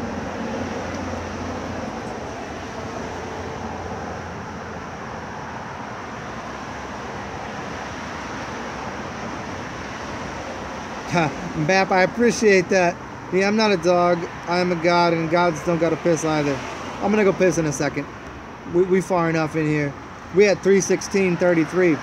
Imagine that, 3:16. You know, the whole John 3:16, or whatever the fuck they say in when you're watching the football game. What the fuck does that got to do with anything? Maybe it has a lot to do with everything.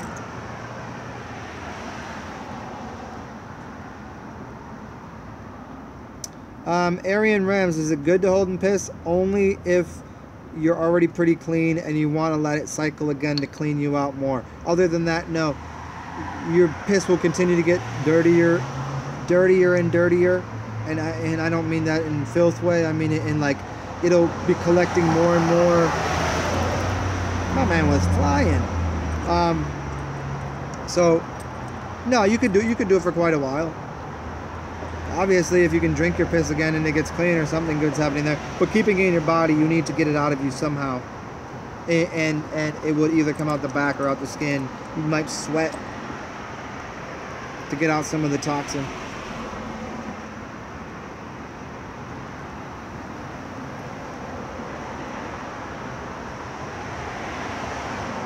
Oh, my engine, I didn't think you were attacking me. I don't know what you said or what you're referring to when you said you wasn't attacking me. I wasn't taking it as an attack or anything. I just go off on tangents. It has nothing to do with, I don't know what you were talking about.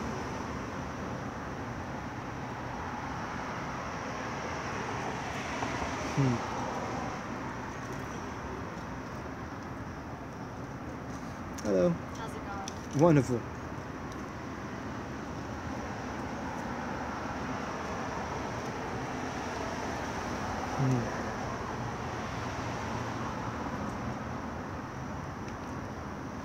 How yeah, Bap, you like that guided meditation? It was good. I changed the title of that to something like Now with Mangoes or something, and I changed yeah. That's so funny. Yeah, okay, the patron thing I've never done before. Maybe I'll do that. Cool, man. I'll do it. This is such a simple, streamlined thing. I just push a button and I'm on here and y'all can listen. I don't like to make things complicated. I just want people to have the information, and if you can get me, you know, currency for doing it, cool.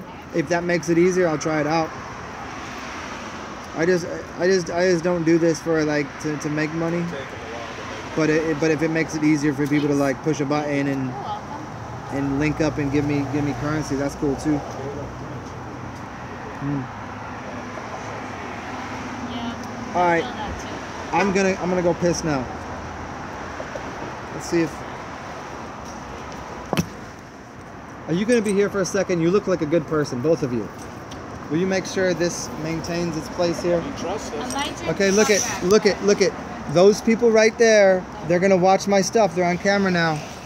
Yeah, you're on camera. Do you mind? Okay. You guys are beautiful. I'm not camera ready. Oh shit, she's not camera ready. I'm gonna edit your. I'll put a little, scribble that out. Dude, you gotta do. Thank you. I appreciate it, guys. I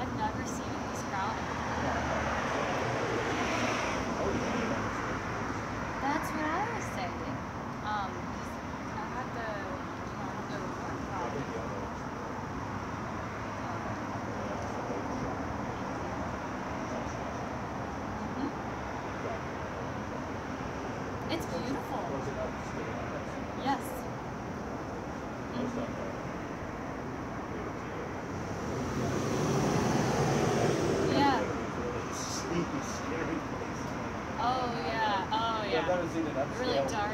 library. Yeah, I've talked to the woman who was attending. She's like Australian. She's really nice and open, and they're trying to source a lot of stuff locally, which is nice. Yeah, like a lot of their leather goods. They've got a person out of the Biowire courses, crafting. But yeah,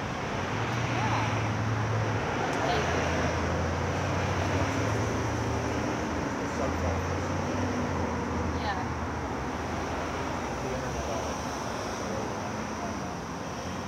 It's great. Everyone should have their people.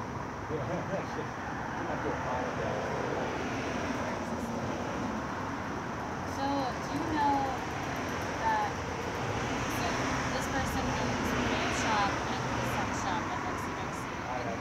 And then Sacred Grimes? Yes. Okay, you're internet famous now.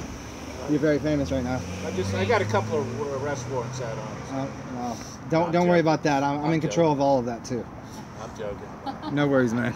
That's so funny. I used to, when I was, did an internship at Times Picayune with a photographer. Went down one time to the French market to take pictures, and no one would let us take their picture. She said, "Oh man, these guys are in trouble with the law, man. That's why they're vendors, man." But no one would let me take their picture. Some people just have crooked faces and we don't like our pictures taken. Yeah, they said, Yeah. "No, I'm too ugly, man. Don't take my picture." Yeah, that's I always. could- And he said, "Yeah, no, that's why they're vendors, man. They're skirting the law. You know, they're in trouble." Well, cheers, guys. Thank you.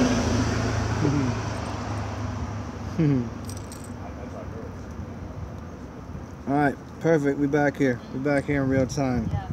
Well, I was just wondering because Sacred Grimes. Oh man, that was. Do I look different now? Do I look like I'm lighter? Do I look like I can float or levitate? What up, Brandon at Staybon? Good to see you, man. What up, Resonance Creative? The Steam It thing, the Steam It thing was very funny. I couldn't get it to like function on my computer because I think there was like a Steam It and then a Steam something else that were like two different apps, and one was trying to like be like Steam It, and I downloaded the wrong one. Wasn't a good look. So I'll check it out again. But somebody put me on to Steam It, but you know, having so many different outlets for that, like it doesn't interest me. I like simplicity, and I don't want to make this like I'm living through the digital world to have 3 different accounts making 3 different videos playing with the fucking computer all day. It doesn't interest me. If anybody here wanted to do that shit, you take most of the money. I don't give a fuck. Just make sure I'm taken care of. I don't like. For me, I'm not really interested. Like, I like my information out there, but I'm not interested in doing all the extra digital bullshit. Too many buttons. I want the one button, like the big red button. Easy.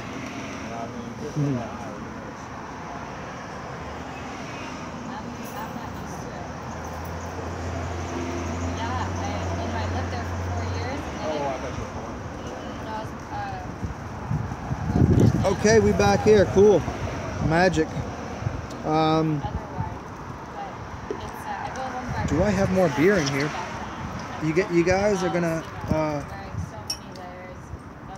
If I don't have more beer in here, you don't get any more of me talking. I'm not turning on the heat. Nope. Nope. It's no beer. It's done. Sorry, guys. Can't do it. I'm out of here.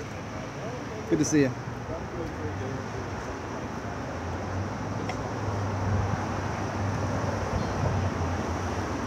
The Candida is talking. I don't know. I never met Candida. I actually learned how to drive it on mine, so yes, I used to do it. The hardest button to button.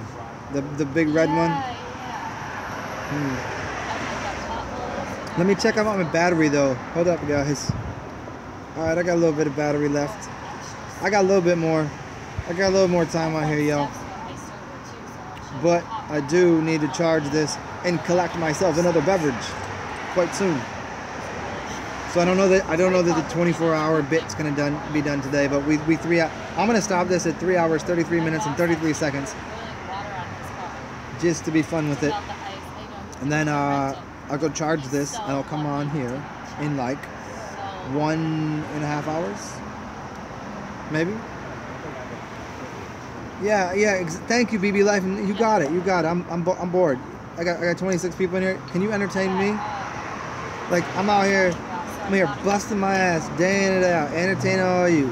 Where can you get?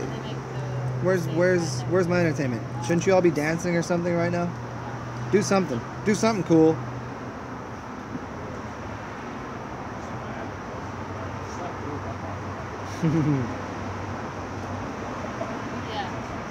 No, BB Life. Don't prepare questions. That gets too deep. There's already people doing that.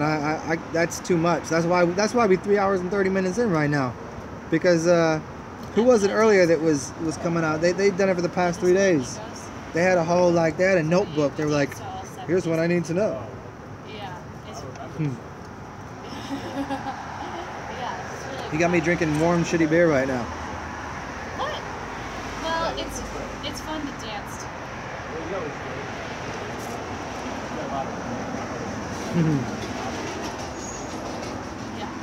All right, who's left here? What's going on in here?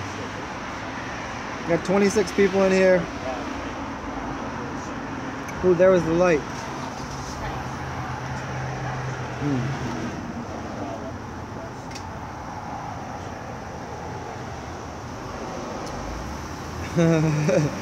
My man Zach Corona with the thick thighs. You like thick thighs, huh? That's because I'm too stubborn to make a playlist. All right, y'all.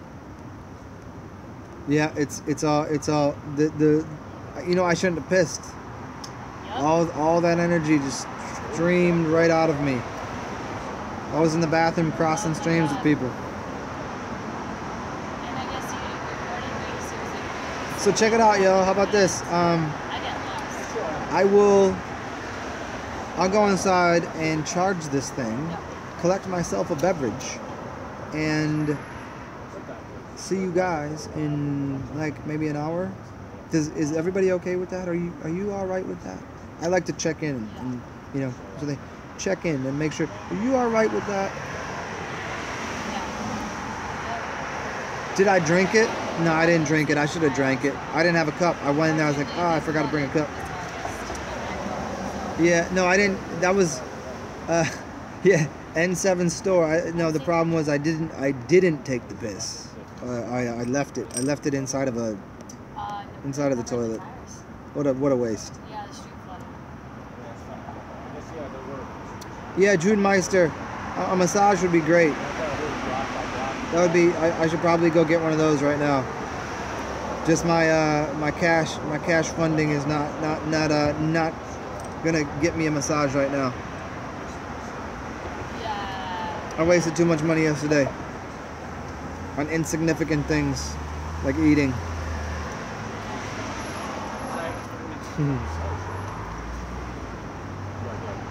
There you go, Firefang. Your body is a water distiller for real.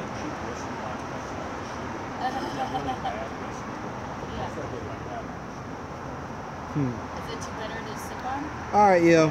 So I'm gonna come back in a little bit, yo. I'm gonna say 3 hours and 30 minutes is a pretty decent stream for you.